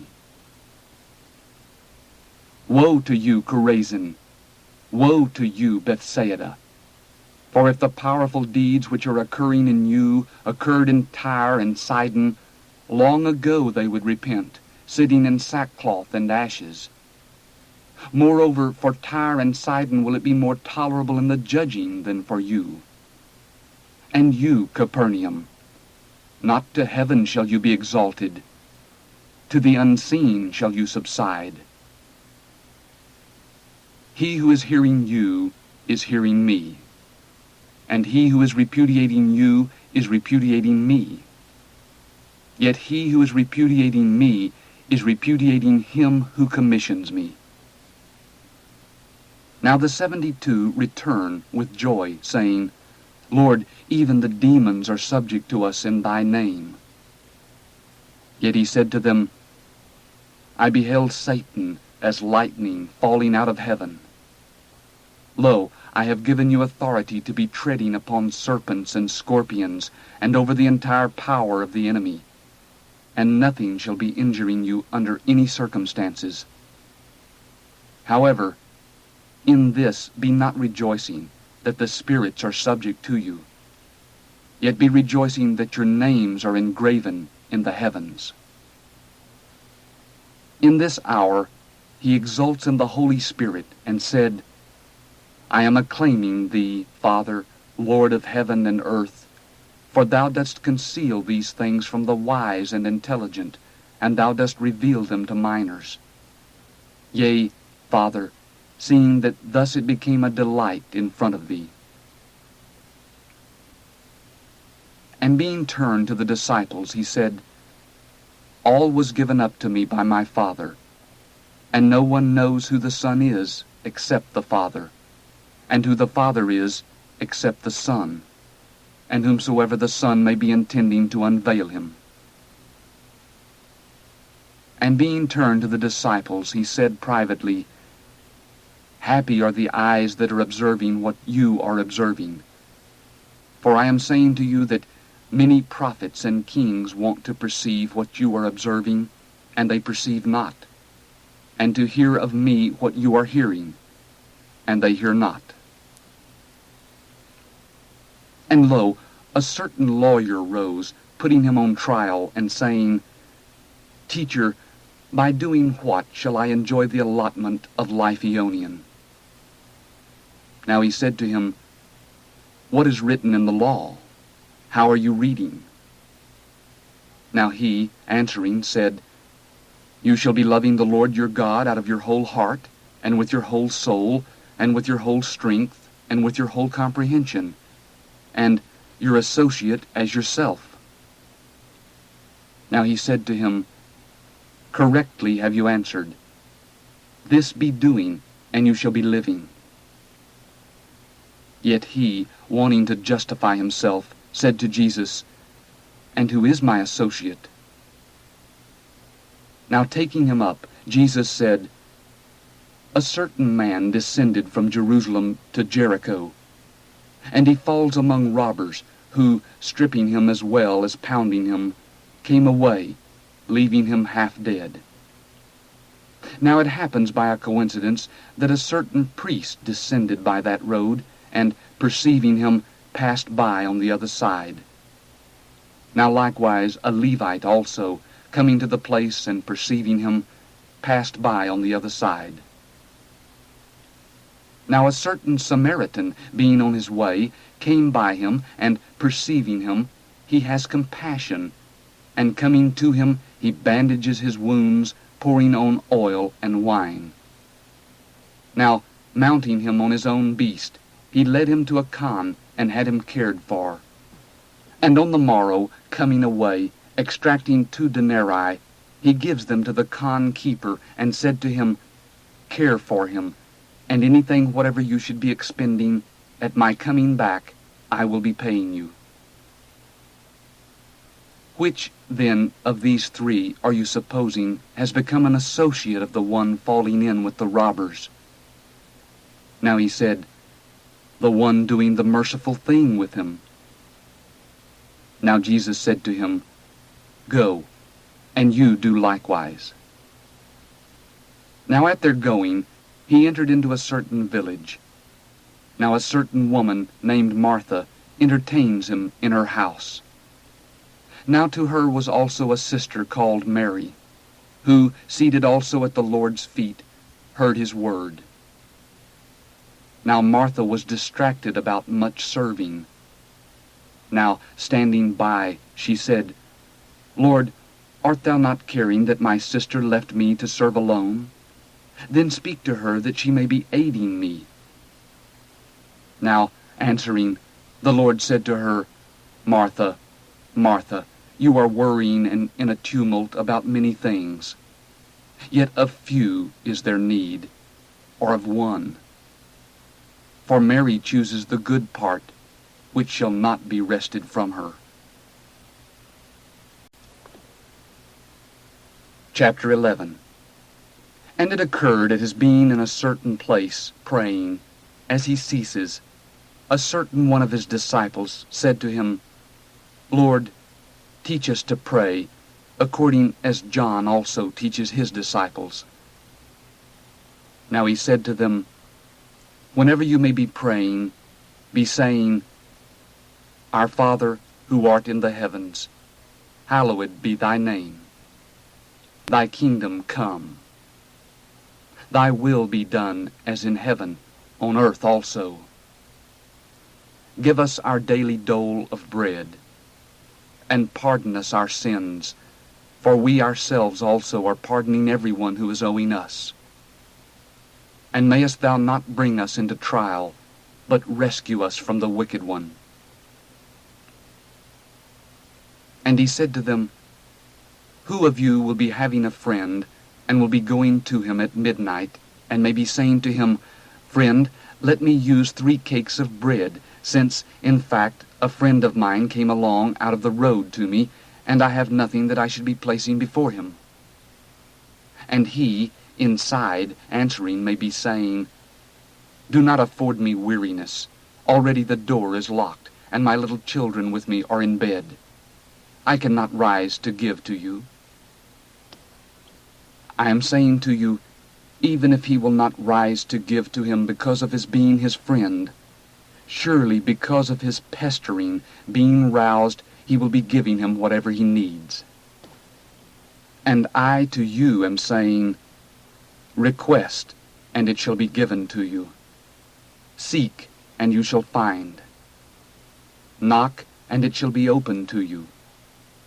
For everyone who is requesting is obtaining, and who is seeking is finding, and to the one knocking it shall be opened. Now of some father of you a son will be requesting bread. No stone will he be handing him, or a fish also. Not instead of a fish a serpent will he be handing him, or he will also be requesting an egg. He will not be handing him a scorpion. If you, then, being inherently wicked, are aware how to give good gifts to your children, how much rather will the Father who is out of heaven be giving Holy Spirit to those requesting him? And he was casting out a demon, and it was a mute one.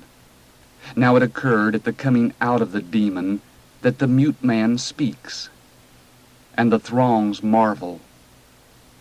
Yet some of them said, By Beelzebul, the chief of the demons, is he casting out the demons. Yet he, answering, said, How can Satan be casting out Satan? Yet others, trying him, sought a sign out of heaven from him. Yet he, aware of their cogitations, said to them, Every kingdom divided against itself is being desolated, and house against house is falling. Now if Satan also is divided against himself, how shall his kingdom stand? Seeing that you are saying, I am casting out the demons by Beelzebul. Now if I, by Beelzebul, am casting out demons, by whom are your sons casting them out? Therefore they shall be your judges. Now if I, by the finger of God, am casting out demons, consequently the kingdom of God outstrips in time to you. Whenever the strong one, armed, may be guarding his own courtyard, his possessions are in peace. Yet if ever a stronger than he, coming on, should be conquering him, he is taking away his panoply, in which he had confidence, and is distributing his spoils. He who is not with me is against me, and he who is not gathering with me is scattering. Whenever the unclean spirit may be coming out from a man, it is passing through waterless places, seeking rest, and not finding it. Then it is saying, I will be returning into my home whence I came out. And coming, it is finding it unoccupied, swept, and decorated. Then it is going and taking along with itself 7 other spirits more wicked than itself, and entering, it is dwelling there. And the last state of that man is becoming worse than the first. Now it occurred, as he is saying these things, a certain woman out of the throng, lifting up her voice, said to him, Happy the womb which bears thee, and the breast which thou didst suckle. Yet he said, Indeed, then, happy are those who are hearing the word of God, and maintaining it. Now, the throngs being convened, he begins to be saying, This generation is a wicked generation. A sign it is seeking, and a sign shall not be given to it except the sign of Jonah the prophet. For according as Jonah became a sign to the Ninevites, thus the Son of Mankind also will be to this generation.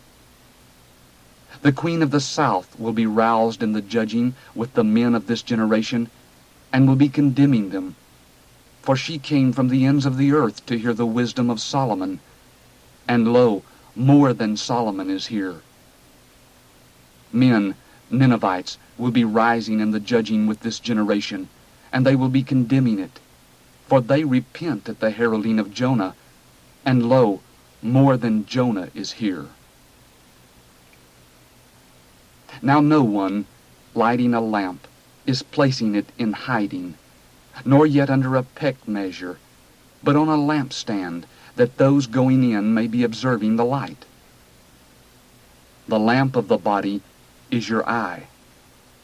Whenever, then, your eye may be single, your whole body also is luminous. Yet if ever it may be wicked, your body also is dark. Be noting, then, that the light in you is not darkness.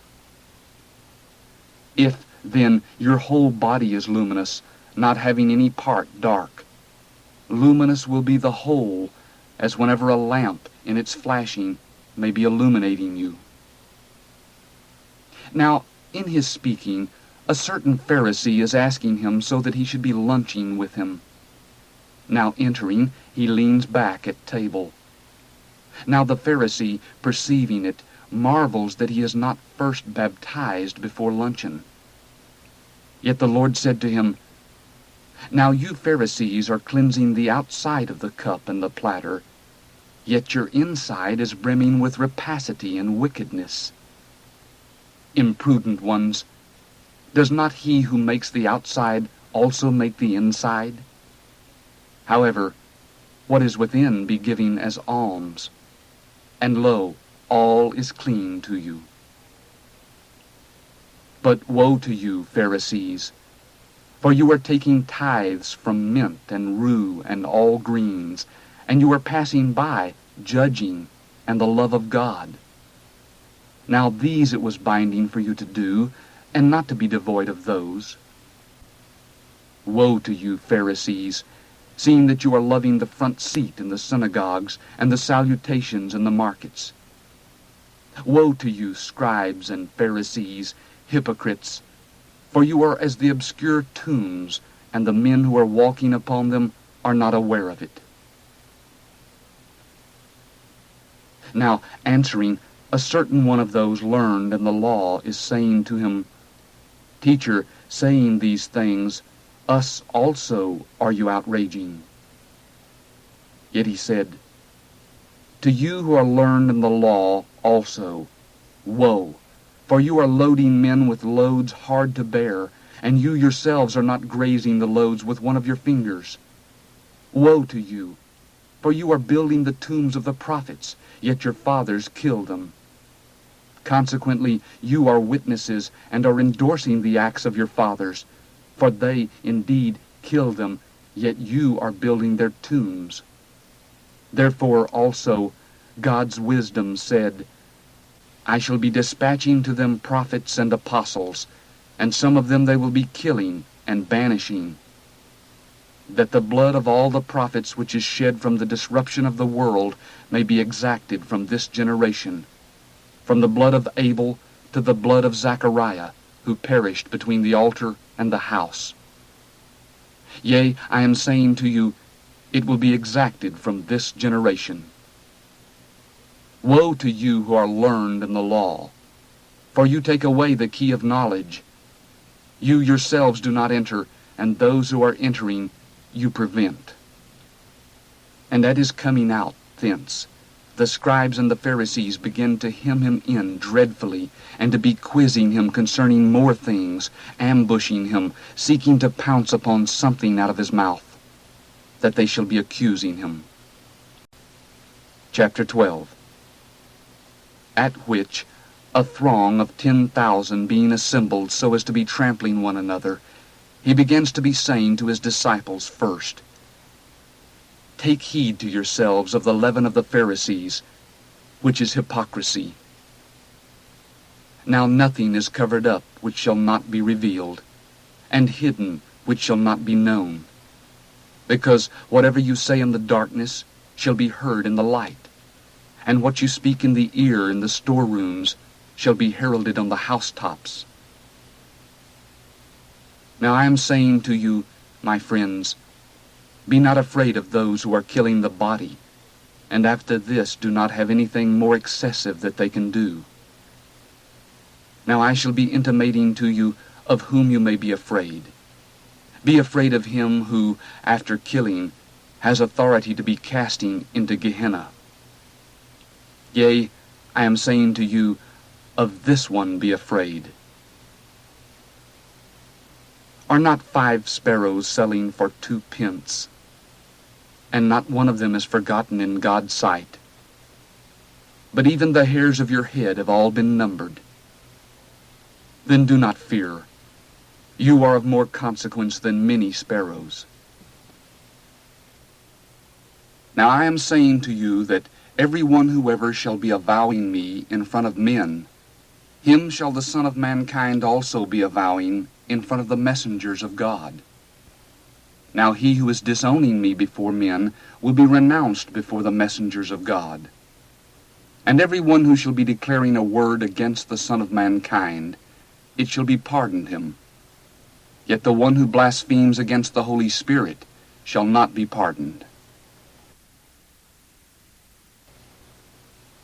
Now whenever they may be bringing you before the synagogues and the chiefs and the authorities, you should not be worrying about how or what your defense should be, or what you may say, for the Holy Spirit will be teaching you in the same hour what you must be saying. Now someone out of the throng said to him, Teacher, tell my brother to part the enjoyment of the allotment with me. Now he said to him, Man, who constitutes me a judge or a parter over you? Now he said to them, See and guard against all greed, for one's life is not in the superfluity of his possessions. Now he told them a parable, saying, The country place of a certain rich man bears well. And he reasoned in himself, saying, What shall I be doing, seeing that I have nowhere to gather my fruits? And he said, This will I be doing, I will pull down my barns, and greater ones will I build, and I will gather there all my grain and my good things. And I will be declaring to my soul, Soul, many good things have you laid up for many years. Rest, eat, drink, make merry. Yet God said to him, Imprudent one, in this night your soul are they demanding from you. Now, what you make ready, whose will it be? Thus is he who is hoarding for himself, and is not rich for God. Now he said to his disciples, Therefore I am saying to you, do not worry about the soul, what you may be eating, nor yet about your body, what you should be putting on. For the soul is more than nourishment, and the body than apparel. Consider the ravens, that they are not sowing, neither are they reaping, for which there is no storeroom, nor yet barn, and God is nurturing them. Of how much more consequence are you than the flying creatures? Now who of you by worrying is able to add on to his stature 1 cubit? If, then, you are not even able for the least, why are you worrying about the rest? Consider the anemones, how they are growing. They are not toiling, neither are they spinning. Yet I am saying to you that not even Solomon in all his glory was clothed as one of these. Now if God is thus garbing the grass in the field, which is today and tomorrow is cast into the stove, how much rather you, scant of faith? And do not you be seeking what you may be eating and what you may be drinking, and be not in suspense. For all these the nations of the world are seeking. Now your Father is aware that you need these. However, be seeking the kingdom of God, and all these things will be added to you. Do not fear, little flocklet, for it delights your Father to give you the kingdom. Sell your possessions and give alms. Make yourselves purses which do not age, a treasure which does not default, in the heavens, where a thief is not nearing, neither moth is causing decay. For wherever your treasure is, there will your heart be also. Let your loins be girded about, and lamps be burning, and you be like men anticipating their own Lord, when he should break loose from the wedding festivities, that at his coming and knocking they should immediately be opening to him. Happy are those slaves whom the Lord, coming, will be finding watching. Verily, I am saying to you that he will be girding himself about, and causing them to recline, and coming by will be serving them. And if he should be coming in the 2nd watch, and if in the 3rd watch, and should be finding them thus, happy are those slaves. Now this you know, that if the householder were aware at what hour the thief is coming, he would watch, and would not let his house be tunneled into. You also become ready then, for in an hour which you are not supposing, the Son of Mankind is coming. Now Peter said to him, Lord, to us art thou saying this parable, or also to all? And the Lord said, Who, consequently, is the faithful and prudent administrator, whom the Lord will be placing over his attendants, to be giving them the measure of grain in season?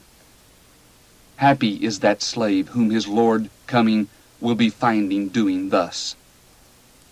Truly, I am saying to you that over all his possessions will he be placing him.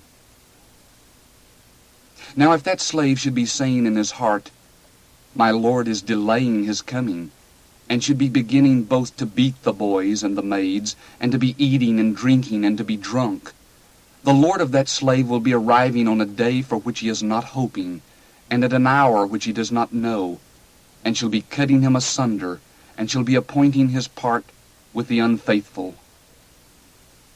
Now that slave who knows the will of his Lord, and does not make ready, nor yet does aught with a view to his will, shall have many lashes. Now he who does not know, yet does what deserves blows, shall have few lashes. Now to every one to whom much was given, from him much will be sought, and to whom they committed much, more excessively will they be requesting of him. Fire came I to be casting on the earth, and what will I, if it were already kindled? Yet a baptism have I to be baptized with, and how I am being pressed till it should be accomplished. Are you supposing that I came along to give peace to the earth? No, I am saying to you, but rather division. For from now on there will be 5 in one home divided, 3 against 2, and 2 against 3 will be divided, father against son, and son against father, and mother against daughter, and daughter against mother, mother-in-law against her daughter-in-law, and daughter-in-law against her mother-in-law. Now he said to the throngs also, Whenever you should be perceiving a cloud rising in the west, immediately you are saying that a rainstorm is coming, and it is occurring thus. And whenever it is blowing from the south, you are saying that there will be a scorching heat, and it is occurring. Hypocrites, the aspect of the sky and the earth you are aware how to be testing, yet this era you are not aware how to be testing. Now why, even of yourselves, are you not deciding what is just? For as you are going away with your plaintiff to a magistrate, take action on the way to be cleared from him, lest at some time he may be dragging you to the judge, and the judge will be giving you over to the sheriff, and the sheriff will be casting you into jail. I am saying to you, under no circumstances may you be coming out thence, till you may be paying even the last mite. Chapter 13. Now there were some present on the same occasion, reporting to him concerning the Galileans, whose blood Pilate mixes with their sacrifices. And answering, Jesus said to them, Are you supposing that these Galileans came to be sinners beyond all the Galileans, seeing that they have suffered such things? No, I am saying to you, but if you should not be repenting, you all shall likewise be perishing. Are those 18 on whom the tower in Siloam falls and kills them, are you supposing that they came to be debtors beyond all the men dwelling in Jerusalem? No, I am saying to you. But if ever you should not be repenting, all of you similarly shall be perishing. Now he told this parable. A certain man had a fig tree planted in his vineyard, and he came seeking fruit on it, and did not find any. Now he said to the vineyardist, Lo, for 3 years I am coming seeking fruit on this fig tree, and I am not finding any. Hew it down then. Why is it making the land unproductive also? Yet he, answering, is saying to him, Lord, leave it this year also, till I shall be digging and casting manure about it. And if, indeed, it ever should be producing fruit in the impending year, otherwise you shall surely hew it down. Now he was teaching in one of the synagogues on the Sabbaths. And lo, there was a woman having a spirit of infirmity 18 years, and she was bending together, and utterly unable to unbend. Now perceiving her, Jesus shouts and said to her, Woman, you have been released from your infirmity. And he places his hands on her, and instantly she was made erect again, and she glorified God. Now answering, the chief of the synagogue, resenting that Jesus cures on the Sabbath, said to the throng that 6 days are there on which one must be working. On them, then, coming, be cured, and not on the Sabbath day. Yet the Lord answered him and said, Hypocrites, each of you on the Sabbath, is he not loosing his ox or ass from the manger, and leading it away is giving it to drink? Now this woman, being a daughter of Abraham, whom Satan binds, lo, 18 years, must she not be loosed from this bond on the Sabbath day? And at his saying these things, all those opposing him were mortified, and the entire throng rejoiced at all the glorious things coming to be done by him. He said then, To what is the kingdom of God like? And to what shall I be likening it? Like is it to a mustard kernel, which, getting, a man cast into his garden. And it grows and became a great tree, and the flying creatures of heaven roost among its boughs. And again he said, To what shall I be likening the kingdom of God? Like is it to leaven, which, getting, a woman hides in 3 seahs of meal, till the whole was leavened. And he went through by cities and villages, teaching and going, making for Jerusalem. Now someone said to him, Lord, are few being saved? Now he said to them, Be struggling to be entering through the cramped door. For I am saying to you, many will be seeking to enter, and will not be strong enough. From which time the householder should be roused and latch the door, and you should be beginning to stand outside and to be knocking at the door, saying, Lord, Lord, open to us. And answering, he will be declaring to you, I am not acquainted with you. Whence are you? Then should you be beginning to say, We ate and drank in your sight, and in our squares you teach. He also will be declaring, I am saying to you, I am not acquainted with you. Whence are you? Withdraw from me, all workers of injustice. There will be lamentation and gnashing of teeth, whenever you should be seeing Abraham and Isaac and Jacob and all the prophets in the kingdom of God, yet you cast outside. And they will be arriving from east and west, and from north and south, and will be made to recline in the kingdom of God. And lo, they are last who will be first, and they are first who will be last. In the same hour some Pharisees approached, saying to him, Come out and go hence, for Herod wants to kill you. And he said to them, Go and say to this jackal, Lo, I am casting out demons and performing healings today and tomorrow, and the third day I am being perfected. Moreover, I must be going today and tomorrow and the coming one, for it is not credible that a prophet perish outside of Jerusalem. Jerusalem, Jerusalem, killing the prophets and pelting with stones those who have been dispatched to her. How many times do I want to assemble your children in the manner a hen does her brood under her wings, and you will not? Lo, left to you is your house. Yet I am saying to you that by no means may you be perceiving me till the time will be arriving when you should be saying, Blessed is he who is coming in the name of the Lord. Chapter 14. And it occurred at his coming into the house of a certain one of the chiefs of the Pharisees on a Sabbath to eat bread. They were scrutinizing him. And lo, a certain man in front of him was dropsical. And answering, Jesus spoke to those learned in the law and to the Pharisees, saying, Is it allowed to cure on the Sabbath or not? Now they are quiet. And getting hold of him, he heals and dismisses him. And answering, he said to them, Whose son or ox of yours will be falling into a well, and he will not immediately pull him up on the Sabbath day? And they are not strong enough to answer him again to these things.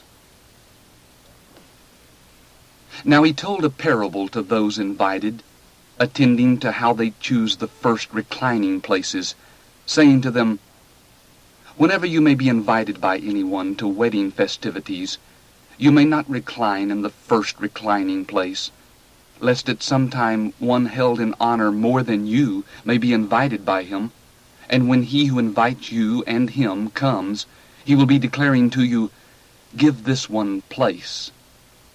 And then, with shame, you should be beginning to retain the last place. But whenever you may be invited, going, lean back in the last place, that whenever he who has invited you may be coming, he will be declaring to you, Friend, step further up. Then glory will be yours in the sight of all those lying back at table with you. For everyone exalting himself shall be humbled, and humbling himself shall be exalted. Now he said to him also who has invited him, Whenever you may be making a luncheon or a dinner, do not be summoning your friends, nor yet your brothers, nor yet your relatives, nor yet rich neighbors, lest at some time they also should be inviting you in return, and repayment may come to you. But whenever you may be making a reception, invite the poor, the cripples, the lame, the blind, and happy will you be, for they have nothing to repay you, for it will be repaid you in the resurrection of the just. Now, hearing these things, someone of those lying back at table with him said to him, Happy is he who will be eating bread in the kingdom of God. Now he said to him, A certain man made a great dinner, and invites many. And he dispatches his slave at the dinner hour to say to those invited, Come, for already it is ready. And they all begin, from one motive, to make excuse. The first said to him, I buy a field, and I have felt the necessity of coming out to see it. I am asking you to have me excused. And a different one said, I buy 5 yoke of oxen, and I am going to test them. I am asking you to have me excused. And a different one said, I marry a wife, and therefore I cannot come. And coming along, the slave reports these things to his lord. Then, being indignant, the householder said to his slave, Come out quickly into the squares and streets of the city, and lead in here the poor, and cripples, and blind, and lame. And the slave said to him, Lord, what you enjoin is done, and still there is place. And the Lord said to the slave, Come out into the roads and stone dikes, and compel them to enter, that my house may be crammed. For I am saying to you that not one of those men who are invited shall be tasting of my dinner. Now vast throngs went together with him, and being turned, he said to them, If anyone is coming to me, and is not hating his father and mother, and wife and children, and brothers and sisters, and still more his soul besides, he cannot be my disciple. And anyone who is not bearing his cross and coming after me cannot be my disciple. For which of you, wanting to build a tower, is not first seated to calculate the expense, to see if he has the wherewithal? Lest at some time he, laying a foundation and not being strong enough to finish up, all those beholding should begin to scoff at him, saying that this man begins building and is not strong enough to finish up. Or what king, going to engage another king in battle, will not, being seated, first plan to see if he is able to meet, with 10,000, him who is coming against him with 20,000? Otherwise, surely at his being still at a distance, he, dispatching an embassy, is asking the terms of peace. Thus, then, every one of you who is not taking leave of all of his possessions cannot be my disciple. Ideal, then, is salt. Yet if even the salt should be made insipid, with what shall it be seasoned? Neither is it fit for the land nor for manure. Outside are they casting it. Who has ears to hear, let him hear. Chapter 15. Now all the tribute collectors and sinners were coming near him to be hearing him. And both the Pharisees and the scribes grumbled, saying that this man sinners is receiving, and is eating with them. Now he told them this parable, saying, What man of you, having 100 sheep, and losing one of them, is not leaving the 99 in the wilderness, and is going after the lost one, till he may be finding it? And finding it, he is placing it on his shoulders, rejoicing. And coming into the house, he is calling together the friends and the neighbors, saying to them, Rejoice together with me, that I found my sheep that was lost. I am saying to you that thus there will be joy in heaven over one sinner repenting, more than over the 99 just persons who have no need of repentance. Or what woman having 10 drachmas, if she should ever be losing 1 drachma, is not lighting a lamp and sweeping the house, and seeking carefully till she may be finding it? And finding it, she is calling together the friends and the neighbors, saying, Rejoice together with me, that I found the drachma which I lose. Thus I am saying to you, there is coming to be joy in the sight of the messengers of God over one sinner repenting. Now he said, A certain man had 2 sons, and the younger of them said to the father, Father, give me the part of the estate accruing to me. Now he apportioned to them the livelihood. And after not many days, gathering all together, the younger son travels into a far country, and there dissipates his estate, living profligately. Now he, spending all, a severe famine occurred in that country, and he begins to be in want.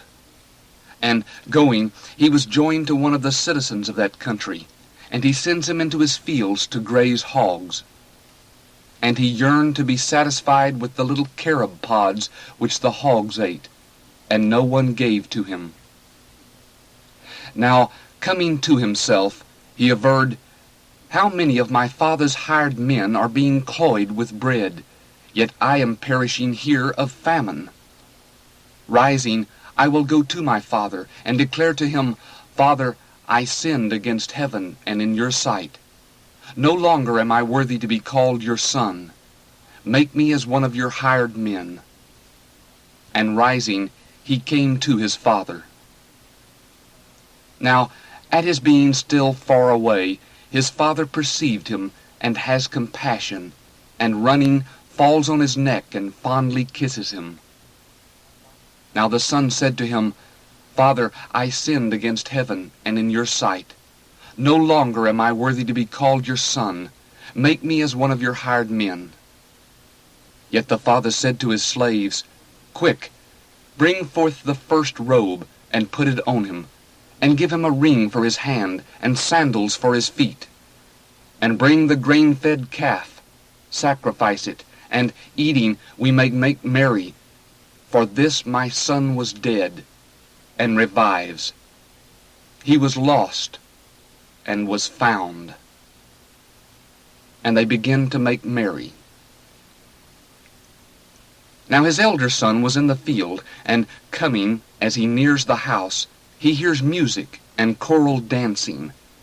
And calling one of the boys to him, he inquired to ascertain whatever this may be. Now he said to him that, Your brother is arriving, and your father sacrifices the grain-fed calf, seeing that he got him back sound. Now he is indignant, and would not enter. Yet his father, coming out, entreated him. Now he, answering, said to his father, Lo, so many years am I slaving for you, and I never passed by your precept, and you never give me a kid that I may make merry with my friends. Yet when this son of yours came, who is devouring your livelihood with prostitutes, you sacrifice for him the grain-fed calf.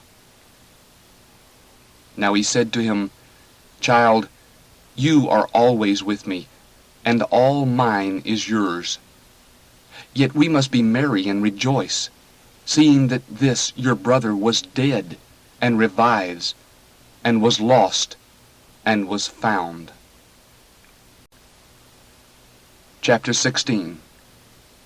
Now he said to his disciples also, A certain man, who was rich, had an administrator, and this man was accused to him by an adversary as dissipating his possessions. And summoning him, he said to him, What is this I am hearing concerning you? Render an account of your administration, for you can no longer be administrator. Now the administrator said in himself, What shall I be doing, seeing that my lord will be wresting the administration from me? To dig I am not strong enough. To be a mendicant I am ashamed. I knew what I shall be doing, that whenever I may be deposed from the administration, they should be receiving me into their homes. And calling to him each one of the debtors paying usury to his lord, he said to the first, How much are you owing my lord? Now he said to him, 100 baths of oil. Now he said to him, Receive your bills, and being seated, quickly write 50. Thereupon to another he said, Now you, how much are you owing? Now he said, 100 cores of grain. And he is saying to him, Receive your bills, and write 80. And the Lord applauds the unjust administrator, for he does prudently. For the sons of this eon are more prudent above the sons of light in their own generation. And am I saying to you, make for yourselves friends with the mammon of injustice, that whenever it may be defaulting, they should be receiving you into the Aeonian tabernacles? He who is faithful in the least is faithful in much also, and he who is unjust in the least is unjust in much also. If, then, you did not come to be faithful in the unjust mammon, who will be entrusting to you the true? And if you did not come to be faithful in that which is an outsider's, who will be giving you that which is yours? No domestic can be slaving for two lords, for either he will be hating one and loving the other, or he will be upholding one and despising the other. You cannot slave for God and mammon. Now the Pharisees also, inherently fond of money, heard all these things, and they scouted him. And he said to them, You are those who are justifying yourselves in the sight of men. Yet God knows your hearts, for what is high among men is an abomination in the sight of God. The law and the prophets are unto John. Thenceforth the evangel of the kingdom of God is being brought, and every one is violently forcing into it, and the violent are snatching it. Yet it is easier for heaven and earth to pass by than for one seraph of the law to fall. Every one dismissing his wife and marrying another is committing adultery, and every one marrying her who has been dismissed from a husband is committing adultery. Now a certain man was rich, and he dressed in purple and cambric, daily making merry splendidly. Now there was a certain poor man named Lazarus, who had been cast at his portal, having ulcers, and yearning to be satisfied from the scraps which are falling from the rich man's table. But the curs also, coming, licked his ulcers. Now the poor man came to die, and he is carried away by the messengers into Abraham's bosom. Now the rich man also died, and was entombed. And in the unseen, lifting up his eyes, existing in torments, he has seen Abraham from afar, and Lazarus in his bosom. And he, shouting, said, Father Abraham, be merciful to me, and send Lazarus that he should be dipping the tip of his finger in water and cooling my tongue, for I am pained in this flame. Now Abraham said, Child, be reminded that you got your good things in your life, and Lazarus likewise evil things. Yet now here he is being consoled, yet you are in pain. And in all this, between us and you, a great chasm has been established, so that those wanting to cross hence to you may not be able, nor yet those thence may be ferrying to us. Yet he said, I am asking you then, Father, that you should be sending him into my father's house, for I have 5 brothers, so that he may be certifying to them, lest they also may be coming into this place of torment. Yet Abraham is saying to him, They have Moses and the prophets. Let them hear them. Yet he said, No, Father Abraham, but if someone should be going to them from the dead, they will be repenting. Yet he said to him, If Moses and the prophets they are not hearing, neither will they be persuaded if someone should be rising from among the dead. Chapter 17. Now he said to his disciples, Incredible is it for snares not to be coming. Moreover, woe to him through whom they are coming. An advantage were it to him if a millstone were lying about his neck, and he were pitched into the sea, rather than that he should be snaring one of these little ones. Take heed to yourselves. Yet if your brother should be sinning, rebuke him, and if he should ever indeed repent, forgive him. And if he should ever be sinning against you 7 times a day, and if he should ever be turning about 7 times a day to you, saying, I am repenting, you shall be forgiving him. And the apostles say to the Lord, Add to us faith. Yet the Lord said, If you have faith as a mustard kernel, you would say to this black mulberry, "Be uprooted and be planted in the sea," and it would obey you. Now who of you, having a slave plowing or tending sheep, who, on entering from the field, will be declaring to him, "Come by immediately, lean back at table"? But will he not be declaring to him, "Make something ready for me, I should be dining"? And, being girded, serve me till I should be eating and drinking, and after this you shall be eating and drinking? Has that slave no thanks, seeing that he does what is prescribed? I presume not. Thus you also, whenever you should be doing all these things that are prescribed you, be saying that useless slaves are we. What we ought to do, we have done. And it occurred at his going into Jerusalem, he also passed through the middle of Samaria and Galilee. And at his entering into a certain village, 10 men, lepers, meet him, who stand ahead. And they lift their voices, saying, "Jesus, Doctor, be merciful to us." And perceiving it, he said to them, "Go, exhibit yourselves to the priests." And at their going away, it came to be that they are cleansed. Now one of them, perceiving that he was healed, returns, glorifying God with a loud voice. And he falls on his face at his feet, thanking him. And he was a Samaritan. Now answering, Jesus said, "Are not the 10 cleansed? Yet where are the 9? Were none found returning to give glory to God except this foreigner?" And he said to him, "Rise, go. Your faith has saved you."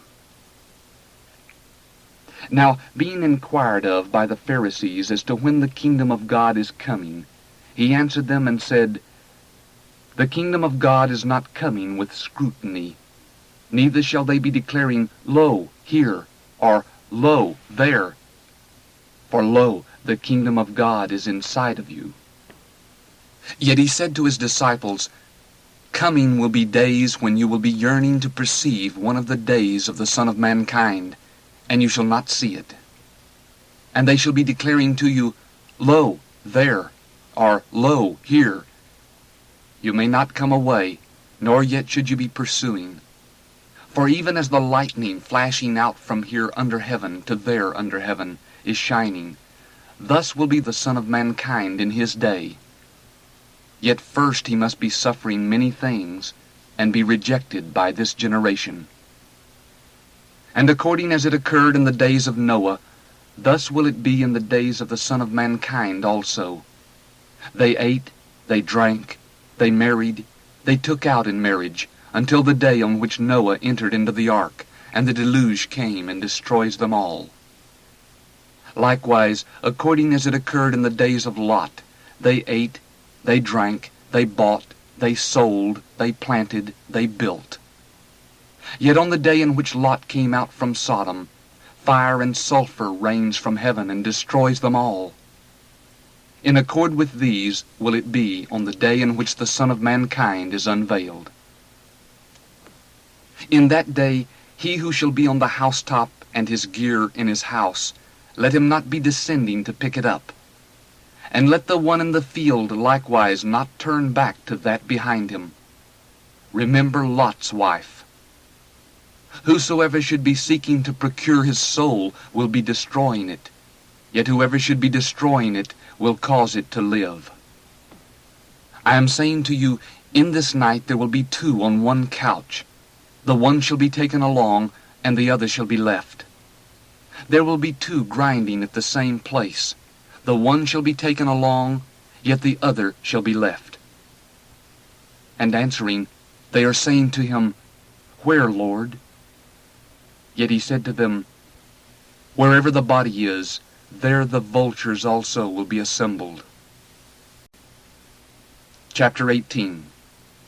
Now he told them a parable also, so that they must always be praying, and not be despondent, saying, "A certain judge was in a certain city, who did not fear God, and did not respect man. Now there was a widow in that city, and she came to him, saying, Avenge me from my plaintiff. And for a time he would not. Yet after this he said in himself, Even if I am not fearing God, nor respecting man, surely, because of the weariness this widow is affording me, I shall be avenging her, lest she, coming, may belabor me into a consummation. Now the Lord said, Hear what the unjust judge is saying. Yet should not God by all means be doing the avenging of his chosen ones, who are imploring him day and night? And he is patient with them. I am saying to you that he will be doing the avenging of them swiftly. Moreover, consequently, at the coming of the Son of Mankind, will he be finding the faith on the earth? Now he said also to some who have confidence in themselves that they are just, and are scorning the rest, this parable. 2 men went up into the sanctuary to pray, the one a Pharisee, and the other a tribute collector. The Pharisee, standing, prayed this to himself, God, I am thanking you that I am not even as the rest of men, rapacious, unjust, adulterers, or even as this tribute collector. I am fasting twice of a Sabbath. I am taking tithes from all whatever I am acquiring. Now the tribute collector, standing afar off, would not even lift up his eyes to heaven, but beat his chest, saying, God, make a propitiatory shelter for me, the sinner. I am saying to you, this man descended to his home justified rather than that one. For everyone who is exalting himself shall be humbled, yet he who is humbling himself shall be exalted. Now they brought the babes also to him, that he may be touching them. Now, perceiving it, the disciples rebuked them. Yet Jesus calls them to him, saying, Let the little children be coming to me, and do not forbid them, for of such is the kingdom of God. Verily, I am saying to you, whoever should not be receiving the kingdom of God as a little child may under no circumstances be entering into it. And a certain chief inquires of him, saying, Good teacher, by doing what should I enjoy the allotment of life aeonian? Now Jesus said to him, Why are you terming me good? No one is good except one, God. With the precepts you are acquainted. You should not be committing adultery. You should not be murdering.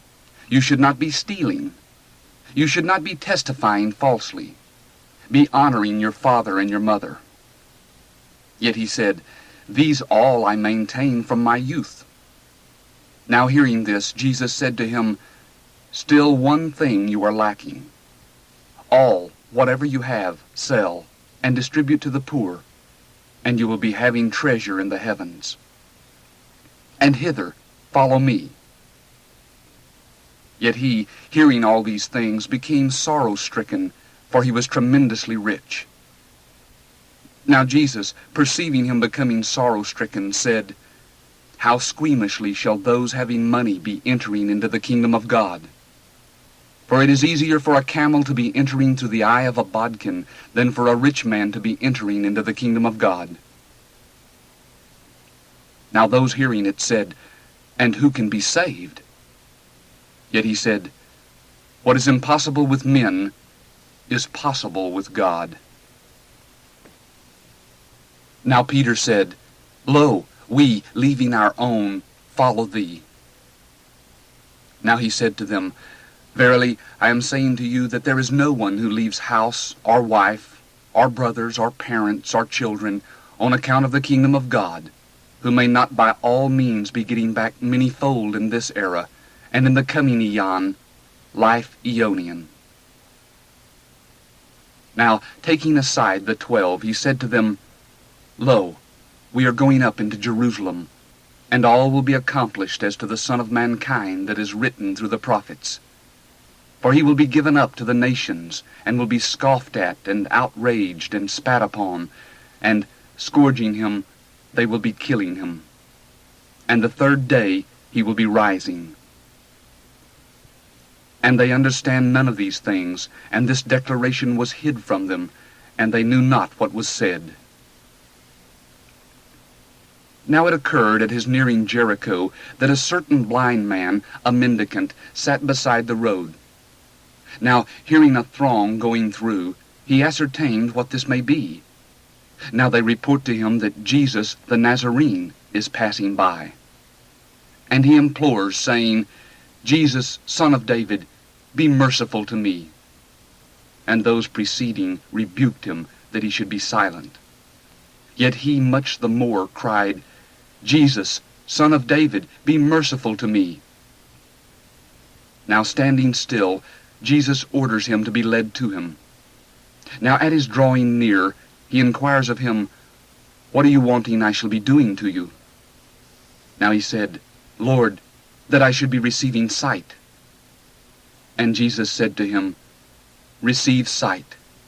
Your faith has saved you. And instantly he received sight and followed him, glorifying God.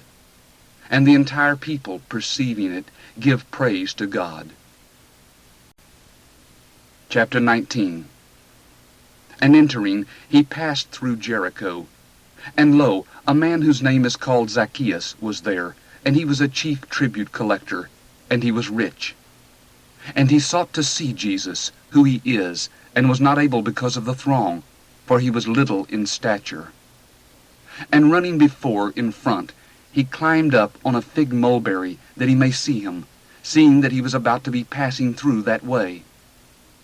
And as he came to the place, looking up, Jesus perceived him, and said to him, Zacchaeus, hurry, descend, for today I must remain in your house. And hurrying, he descended, and entertains him with rejoicing. And perceiving it, all grumbled, saying that with a man who was a sinner he entered to put up for the night. Now standing, Zacchaeus said to the Lord, Lo, the half of my possessions, Lord, I am giving to the poor. And if from anyone I get anything by blackmail, I am giving back fourfold. Now Jesus said to him that today salvation came to this home, forasmuch as he also is a son of Abraham. For the Son of Mankind came to seek and to save the lost. Now at their hearing these things, adding, he spoke a parable because of his being near Jerusalem, and they are supposing that instantly the kingdom of God is about to be looming up. He said then, A certain man, a noble, went into a far country to obtain for himself a kingdom, and to return. Now, calling 10 of his slaves, he gives to them 10 minas, and said to them, Go into business while I am coming. Now his citizens hated him, and they dispatch an embassy after him, saying, We do not want this man to reign over us. And obtaining the kingdom, it occurred at his coming back, that he said also to summon to him these slaves to whom he had given the silver, that he may know what business they do. Now along came the first, saying, Lord, your mina earns 10 minas. And he said to him, Well done, surely, good slave. Seeing that you became faithful in the least, be having authority over 10 cities. And the second came, saying, Your mina, Lord, makes 5 minas. Now he said to this one also, And you, be over 5 cities. And a different one came, saying, Lord, lo, your mina which I had, reserved in a handkerchief. For I feared you, seeing that you are a harsh man. You are picking up what you do not lay down, and reaping what you do not sow. Now he is saying to him, Out of your mouth will I judge you, wicked slave. You were aware that I am a harsh man, picking up what I do not lay down, and reaping what I do not sow. And wherefore do you not give my silver to the bank? And I, coming, would utilize it together with interest. And to those standing by he said, Take away the mina from him, and give it to him who has the 10 minas. And they say to him, Lord, he has 10 minas. For I am saying to you that to every one who has shall be given, yet from him who has not, that also which he has shall be taken away from him. However, these my enemies, who are not willing for me to reign over them, lead them here and slay them in front of me. And saying these things, he went in front, going up into Jerusalem.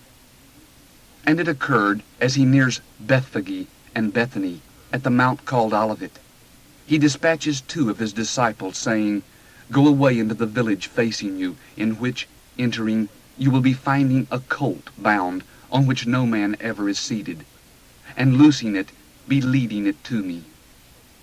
And if anyone should be asking you, Wherefore are you loosing it? Thus shall you be declaring to him that the Lord has need of it. Now, coming away, those who have been dispatched found it according as he said to them. Now, at their loosing the colt, its masters say to them, Why are you loosing the colt? Now they say that the Lord has need of it. And they led it to Jesus, and tossing their garments on the colt, they mount Jesus. Now, at his going, they strewed their garments under him in the road. Now, at his already drawing near to the descent of the Mount of Olives, the entire multitude of the disciples begins rejoicing, praising God with a loud voice concerning all the powerful deeds which they perceived, saying, Blessed be the King coming in the name of the Lord. In heaven peace, and glory among the highest.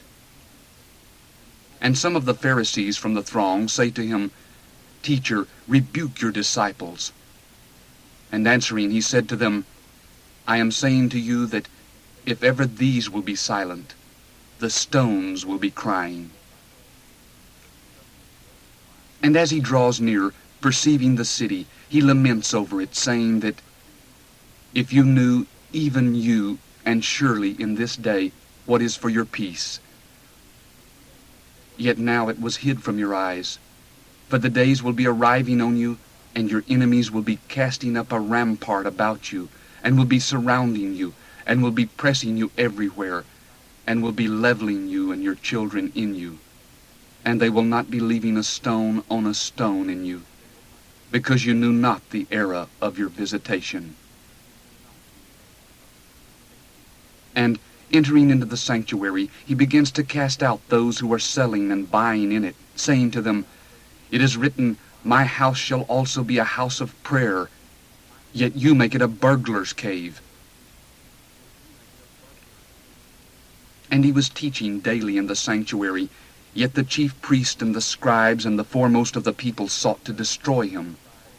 And they found not what they should be doing, for all the people, hearing, hung on him. Chapter 20. And it occurred on one of those days, at his teaching the people in the sanctuary and bringing the evangel, the chief priests and the scribes, together with the elders, stand by. And they say, speaking to him, Tell us, by what authority are you doing these things, or who is giving you this authority? Now answering, he said to them, I also shall be asking you one word, and you tell me. The baptism of John, was it of heaven or of men? Now they reckoned together among themselves, saying that if we should be saying of heaven, he will be declaring, Wherefore then do you not believe him? Yet if we should be saying of men, the people all will be stoning us, for they are persuaded that John is a prophet. And they answered, We are not aware whence. And Jesus said to them, Neither am I telling you by what authority I am doing these things. Now he begins to be telling to the people this parable. A certain man plants a vineyard, and leased it to farmers, and travels a considerable time. And in season he dispatches to the farmers a slave, that they shall give him of the fruit of the vineyard. Yet the farmers, lashing him, sent him away empty. And in addition, he sent a different slave. Yet that one also, lashing and dishonoring, those men send away empty. And in addition, he sent a third. Yet wounding this one also, those men cast him out. Now the Lord of the vineyard said, What shall I be doing? I shall be sending my son, the beloved. Him they will be respecting equally with me. Now on perceiving him, the farmers reasoned with one another, saying, This is the enjoyer of the allotment. Hither, we should be killing him, that the enjoyment of the allotment may become ours. And casting him outside of the vineyard, they kill him. What, then, will the Lord of the vineyard be doing to them? He will be coming and destroying these farmers, and will be giving the vineyard to others. Now those hearing say, May it not be coming to that? Yet he, looking at them, said, What, then, is this that is written? The stone which is rejected by the builders, this came to be for the head of the corner. Everyone falling on that stone shall be shattered, yet on whomever it should be falling, it will be scattering him like chaff. And the scribes and the chief priests seek to lay hands on him in this hour, and they were afraid of the people, for they know that he told this parable in regard to them. And scrutinizing him, they dispatch eavesdroppers, feigning themselves to be just, that they may get hold of a word of his, so as to give him up to the sovereignty and the jurisdiction of the governor. And they inquire of him, saying, Teacher, we are aware that you are saying and teaching correctly, and are not taking the surface view, but of a truth, the way of God you are teaching. Is it allowed us to give a tax to Caesar, or not? Now, considering their craftiness, he said to them, Why are you trying me? Show me a denarius. Now they show him one, and he said, Whose image and inscription has it? Now answering, they say, Caesar's. Now he said to them, Now then, be paying Caesar's to Caesar, and God's to God. And they are not strong enough to get hold of a declaration of his in front of the people. And marveling at his answer, they hush. Now approaching, some of the Sadducees, who say there is no resurrection, inquire of him, saying, Teacher, Moses writes to us, if anyone's brother should be dying, and having a wife, this one should be dying childless, that his brother may be getting the wife, and should be raising up seed to his brother. 7 brothers there were then, and the first, getting a wife, died childless. And the second got the wife, and this one died childless. And the third got her. Now similarly, the 7 also left no children, and they died. Now subsequently to all, the woman also died. The woman, in the resurrection, then, of which of them is she becoming the wife? For the 7 have had her as wife. And answering, Jesus said to them, The sons of this aeon are marrying and are taking out in marriage. Yet those deemed worthy to happen upon that aeon and the resurrection from among the dead are neither marrying nor taking out in marriage. For neither can they still be dying, for they are equal to messengers, and are the sons of God, being sons of the resurrection. Now that the dead are rousing, even Moses divulges at the thorn bush, as he is terming the Lord the God of Abraham, and the God of Isaac, and the God of Jacob. Now God is he not of the dead, but of the living, for all to him are living. Now answering, some of the scribes say to him, Teacher, ideally say you. For they no longer dared inquire of him anything. Now he said to them, How are some saying that the Christ is David's son? For he, David, is saying in the scroll of the Psalms, Said the Lord to my Lord, Sit at my right, till I should be placing thine enemies for a footstool for thy feet. David, then, is calling him Lord. And how is he his son? Now, in the hearing of the entire people, he said to his disciples, "Take heed of the scribes, who are wanting to walk in robes, and are fond of salutations in the markets, and front seats in the synagogues, and first reclining places at the dinners, who are devouring the homes of widows, and for a pretense are prolix in praying. These will be getting more excessive judgment." Chapter 21. Now, looking up, he perceived the rich casting their reproach presents into the treasury. Yet he perceived a certain widow also, a drudge, casting there 2 mites. And he said, "Truly, I am saying to you that this poor widow casts in more than all.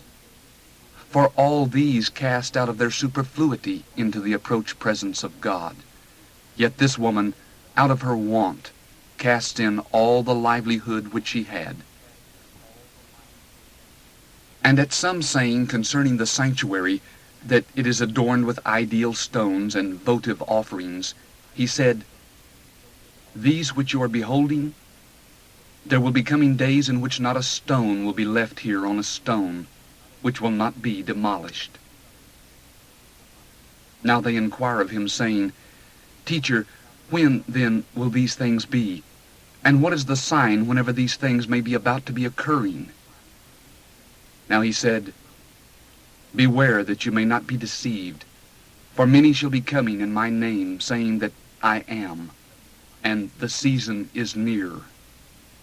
You may not then be going after them. Now, whenever you should be hearing battles and turbulences, you may not be dismayed, but these things must occur first, but not immediately is the consummation." Then he said to them, "Roused shall be nation against nation, and kingdom against kingdom. Besides, there shall be great quakes, and in places famines and pestilences. There shall be fearful sights, besides great signs also from heaven. Yet before all these things they shall be laying their hands on you, and they shall be persecuting you, giving you up into the synagogues and jails, being led off to kings and governors on account of my name. Yet it shall be eventuating to you for a testimony. Ponder, then, in your hearts, not to be premeditating a defense, for I will be giving you a mouth and wisdom, which all those opposing you shall not be able to withstand or contradict. Yet you shall be given up by parents also, and brothers, and relatives, and friends, and they shall be putting some of you to death. And you shall be hated by all because of my name. And a hair of your head should by no means be perishing. By your endurance shall you be acquiring your souls. Now whenever you may be perceiving Jerusalem surrounded by encampments, then know that her desolation is near. Then let those in Judea flee into the mountains, and let those in her midst be coming out into the country, and let not those in the country be entering into her, for days of vengeance are these, to fulfill all that is written. Yet woe to those who are pregnant, and to those suckling in those days, for there will be great necessity in the land, and indignation on this people. And they shall be falling by the edge of the sword, and shall be led into captivity into all nations. And Jerusalem shall be trodden by the nations, until the eras of the nations may be fulfilled. And there shall be signs in the sun and the moon and the constellations, and on the earth pressure of nations in perplexity, at the resounding of the sea and the shaking, at the chilling of men from fear and apprehensiveness of that which is coming on the inhabited earth. For the powers of the heavens shall be shaken. And then they shall be seeing the Son of Mankind coming in a cloud, with power and much glory. Now at the beginning of these occurrences, unbend and lift up your heads, because your deliverance is drawing near. And he told them a parable. Perceive the fig tree and all the trees. Whenever they should be already budding, you, observing for yourselves, know it is because summer is already near. Thus you also, whenever you may be perceiving these things occurring, know that near is the kingdom of God. Verily, I am saying to you that by no means may this generation be passing by till all should be occurring. Heaven and earth shall be passing by, yet my words shall by no means be passing by. Now take heed to yourselves, lest at some time your hearts should be burdened with crapulence and drunkenness, and the worries of life's affairs, and that day may be standing by you unawares, as a trap. For it will intrude on all those sitting on the surface of the entire earth. Now be vigilant, on every occasion beseeching that you may be prevailing to escape all these things which are about to occur, and to stand in front of the Son of Mankind. Now during the days he was in the sanctuary teaching, yet during the nights coming out he camped out in the mount called Olivet. And the entire people came early to him in the sanctuary to hear him. Chapter 22. Now near drew the festival of unleavened bread, termed the Passover. And the chief priests and the scribes sought how they may be assassinating him, for they feared the people. Yet Satan entered into Judas, called Iscariot, being of the number of the 12. And coming away, he confers with the chief priests and officers how he may be giving him up to them. And they rejoiced, and they agreed to give him silver.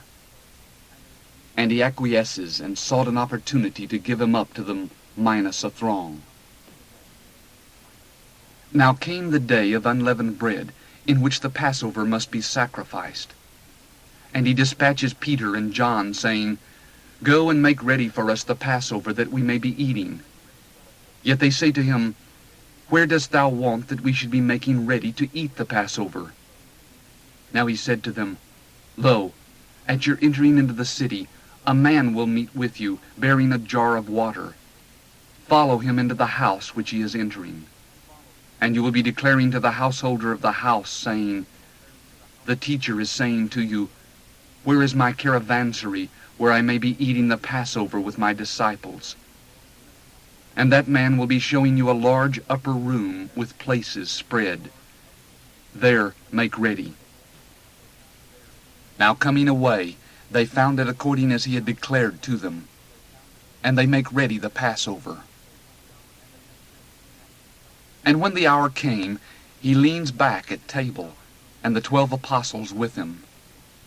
And he said to them, With yearning I yearn to be eating this Passover with you before my suffering. For I am saying to you that under no circumstances may I be eating of it, till it may be fulfilled in the kingdom of God. And, receiving the cup, giving thanks, he said, Take this and divide it among yourselves. For I am saying to you that under no circumstances may I be drinking from now on of the product of the grapevine, till the kingdom of God may be coming. And, taking bread, giving thanks, he breaks it and gives to them, saying, Take, this is my body, given for your sakes. This do for a recollection of me. Similarly, the cup also after the dinner, saying, This cup is the new covenant in my blood, which is shed for your sakes. Moreover, lo, the hand of him who is giving me up is with me on the table, seeing that the Son of Mankind is indeed going, according as it has been specified. However, woe to that man through whom he is being given up. And they, consequently, begin to discuss among themselves which of them it may be who is about to commit this thing. Now there came to be a rivalry also among themselves, as to which of them is seeming to be greatest. Now he said to them, The kings of the nations are lording it over them, and those exercising authority over them are called benefactors. Yet you are not thus. But let the greatest among you become as the youngest, and he who is leading as he who is serving. For who is greater, the one lying back at table, or the one serving? Is it not the one lying back? Yet I am in your midst as the one who is serving. Now you are those who have continued with me in my trials. And I am covenanting a covenant with you, according as my Father covenanted a kingdom to me, that you may be eating and drinking at my table in my kingdom. And you will be seated on thrones, judging the 12 tribes of Israel. Now the Lord said, Simon, Simon, lo, Satan claims you men, to sift you as grain. Yet I besought concerning you, that your faith may not be defaulting. And once you turn back, establish your brethren. Now he said to him, Lord, with thee I am ready to go to jail, as well as to death.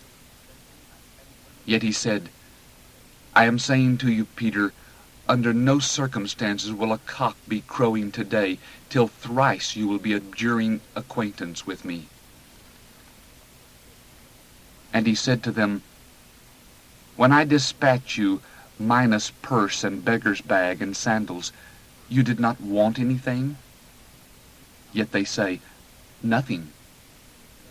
Yet he said to them, But now, he who has a purse, let him pick it up, likewise a beggar's bag also. And he who has none, let him sell his cloak and buy a sword. For I am saying to you that this which is written must be accomplished in me. And with the lawless is he reckoned, for that also which concerns me is having its consummation. Now they say, Lord, lo, here are 2 swords. Now he said to them, It is enough. And coming out, he went, according to his custom, into the Mount of Olives.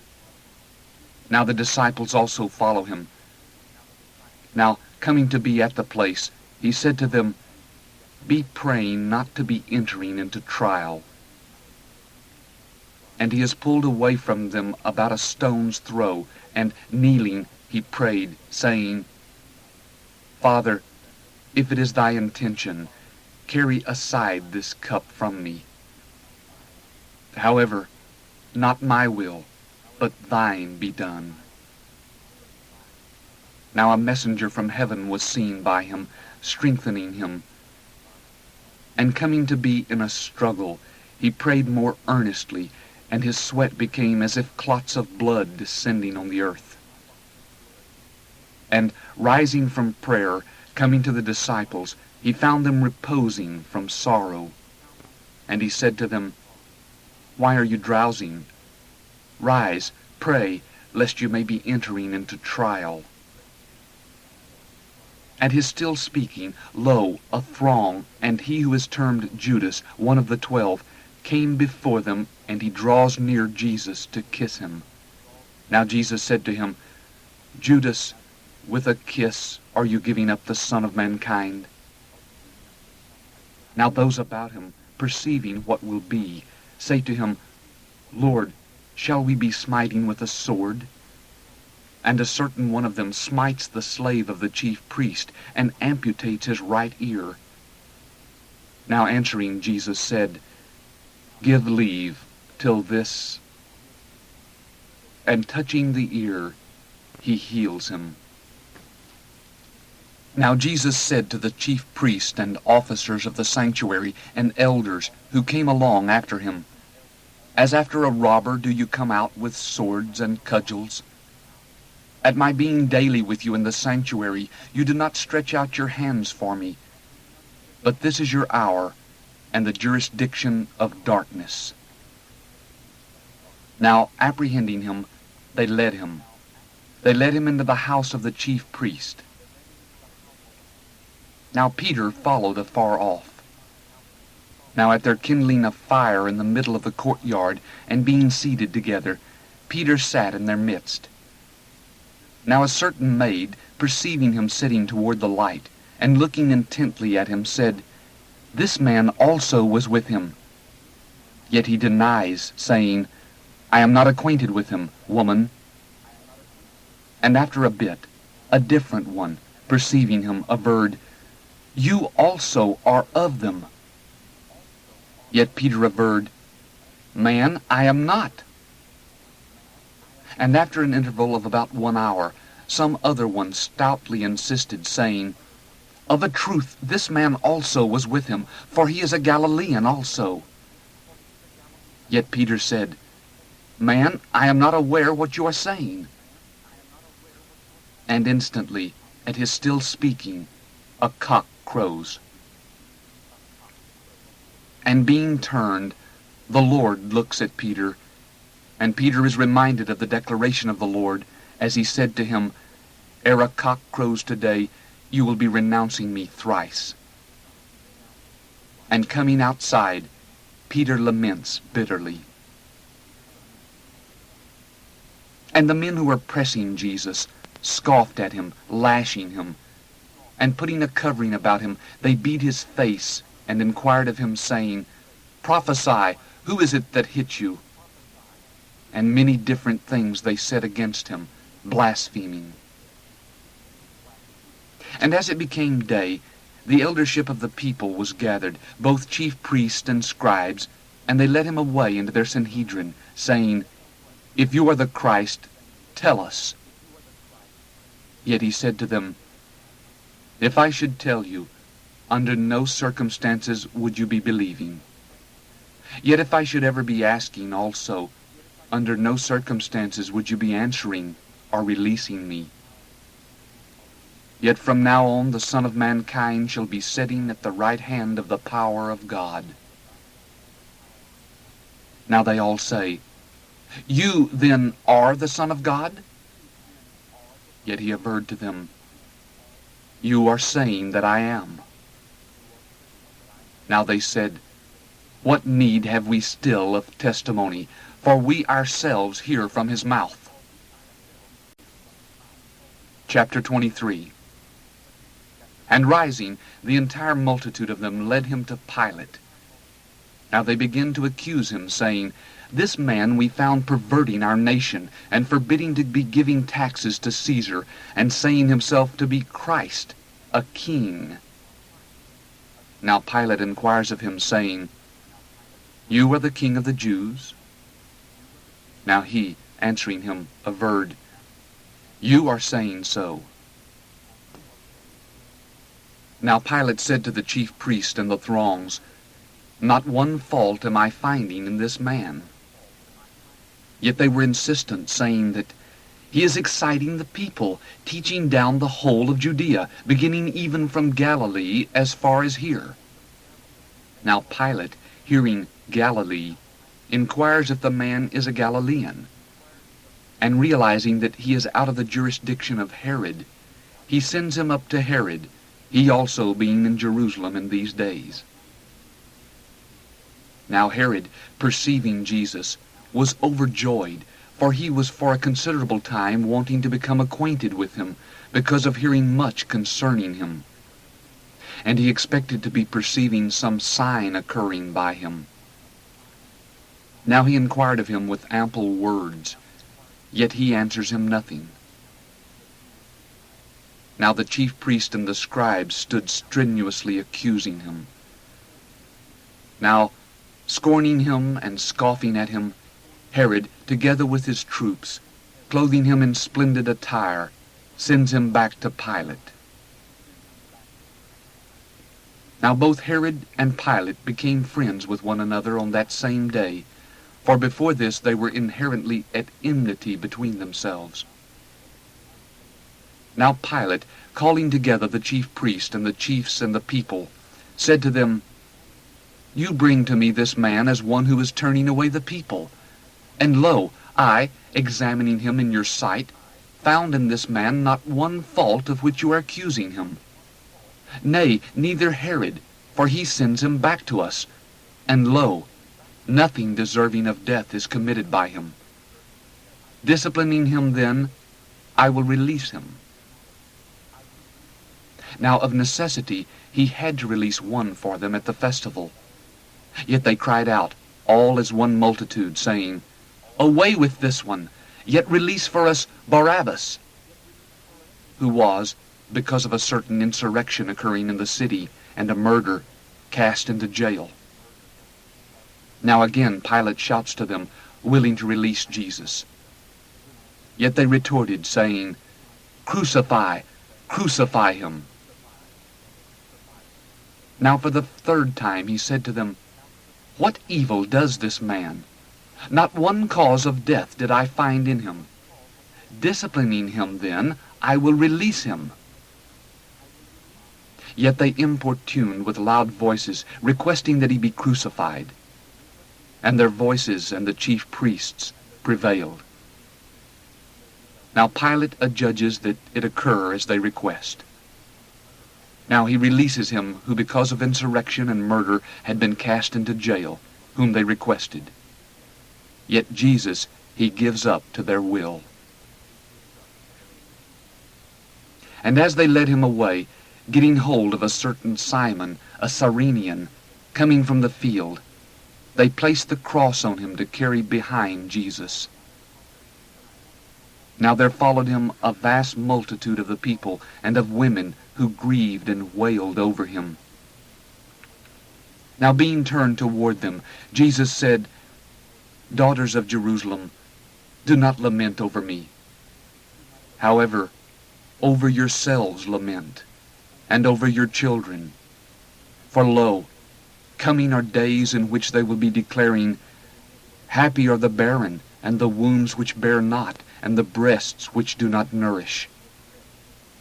Then shall they begin to say to the mountains, Fall on us, and to the hills, Cover us. For if they are doing these things in the wet wood, what may be occurring in the withered?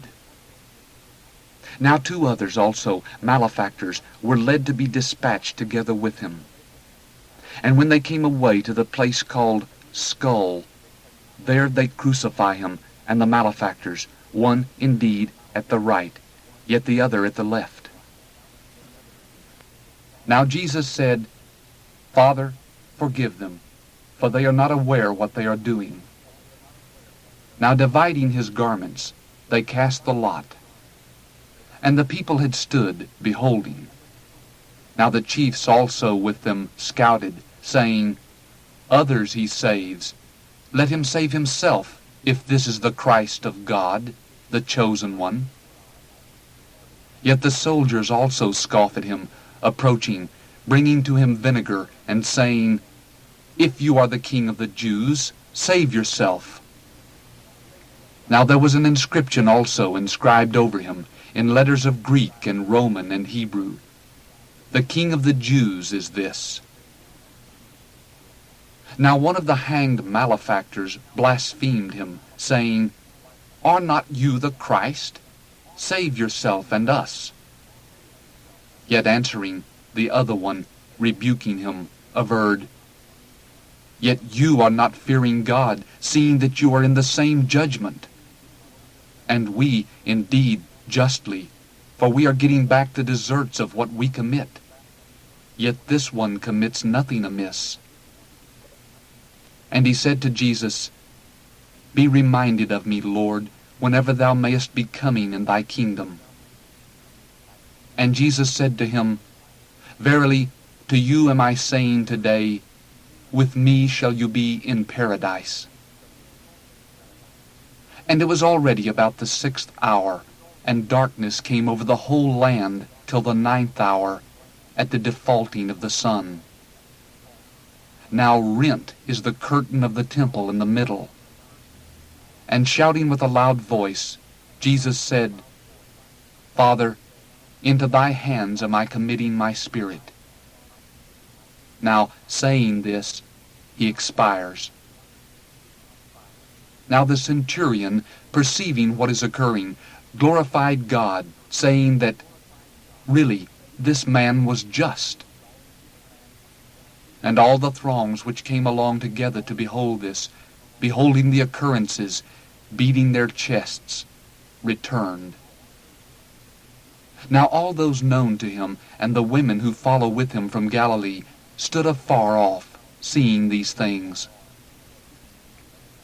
And lo, a man named Joseph, belonging to the counselors, and a good man and just. He has not concurred in their counsel and what they had committed. From Arimathea, a city of the Jews, and who also himself anticipated the kingdom of God. This man, approaching Pilate, requests the body of Jesus. And taking it down, he folds it up in a linen wrapper, and he places him in a rock-hewn tomb, where no one was lying as yet. And it was the day of preparation, and a Sabbath lighted up. Now following after, the women who were come together out of Galilee with him gaze at the tomb, and how his body was placed. Now, returning, they make ready spices and adders. And on the Sabbath, indeed, they are quiet, according to the precept. Chapter 24. Now in the early depths of one of the Sabbaths, they, and certain others together with them, came to the tomb, bringing the spices which they make ready. Now they found the stone rolled away from the tomb. Now, entering also, they found not the body of the Lord Jesus. And it occurred, at their being perplexed concerning this, lo, 2 men stand by them in flashing attire. Now at their becoming affrighted, and inclining their faces to the earth, they say to them, Why are you seeking the living with the dead? He is not here, but was roused. Be reminded how he speaks to you, being still in Galilee, saying that the Son of Mankind must be given up into the hands of men, sinners, and be crucified, and the 3rd day rise. And they are reminded of his declarations. And returning from the tomb, they report all these things to the 11 and to all the rest. Now there were the Magdalene Mary, and Joanna, and Mary of James, and the rest together with them, who told these things to the apostles. And these declarations appear in their sight as if nonsense, and they disbelieve them. Yet Peter, rising, ran to the tomb, and peering in, is observing the swathings only. And he came away marveling to himself at that which has occurred. And lo, 2 of them in the same day were going into a village which is named Emmaus, 60 stadia away from Jerusalem. And they conversed with one another concerning all of these things which have befallen. And it occurred, in their conversation and discussion, Jesus himself also, drawing near, went together with them. Yet their eyes were held so as not to recognize him. Now he said to them, What words are these which you are bandying one with another while walking? And they stood with a sad countenance. Now, answering, the one named Cleopas said to him, You are sojourning alone in Jerusalem, and did not know what things are occurring in her in these days? And he said to them, Which? Now they say to him, Those concerning Jesus the Nazarene, a man who came to be a prophet, powerful in work and in word, in front of God and the entire people, so that both our chief priests and chiefs give him up to the judgment of death, and they crucify him. Yet we expected that he is the one about to be redeeming Israel. But surely, together with all these things also, it is leading in this 3rd day since these things occurred. But some also of our women amaze us. Coming to be at the tomb early, and not finding his body, they came saying that they have seen an apparition of messengers also, who say that he is living. And some of those with us came away to the tomb, and they found it thus, according as the women also said, yet him they did not perceive. And he said to them, O foolish and tardy of heart, to be believing on all which the prophets speak. Must not the Christ be suffering these things, and be entering into his glory? and, beginning from Moses and from all the prophets, he interprets to them in all the Scriptures that which concerns himself. And they draw near to the village where they went, and he does as though he were going further. And they urge him, saying, Remain with us, for it is toward dusk, and the day has already declined. And he entered to remain together with them. And it occurred, at his reclining at table with them, taking the bread, he blesses it, and, breaking, he handed it to them. Now their eyes were opened up, and they recognize him, and he became unapparent to them. And they say to one another, Was not our heart burning in us as he spoke to us on the road, and as he opened up to us the Scriptures? And rising in the same hour, they returned to Jerusalem, and found the 11 convened together, and those with them, who said that really roused was the Lord, and was seen by Simon. And they unfolded the events on the road, and how he is known to them in the breaking of the bread. Now at their speaking these things, Jesus himself stood in their midst, and is saying to them, Peace to you. Yet, being dismayed, and becoming affrighted, they suppose they are beholding a spirit. And he said to them, Why are you disturbed? And wherefore are reasonings coming up in your hearts? Perceive my hands and my feet, that it is I myself. Handle me, and perceive, for a spirit has not flesh and bones, according as you behold me having. And saying this, he exhibits to them his hands and feet. Now, at their still disbelieving from joy and marveling, he said to them, Have you any food in this place? Now they hand him part of a broiled fish, and, taking it, he ate before them. Now he said to them, These are my words which I speak to you, still being with you. For all must be fulfilled that is written in the law of Moses and the prophets and Psalms concerning me.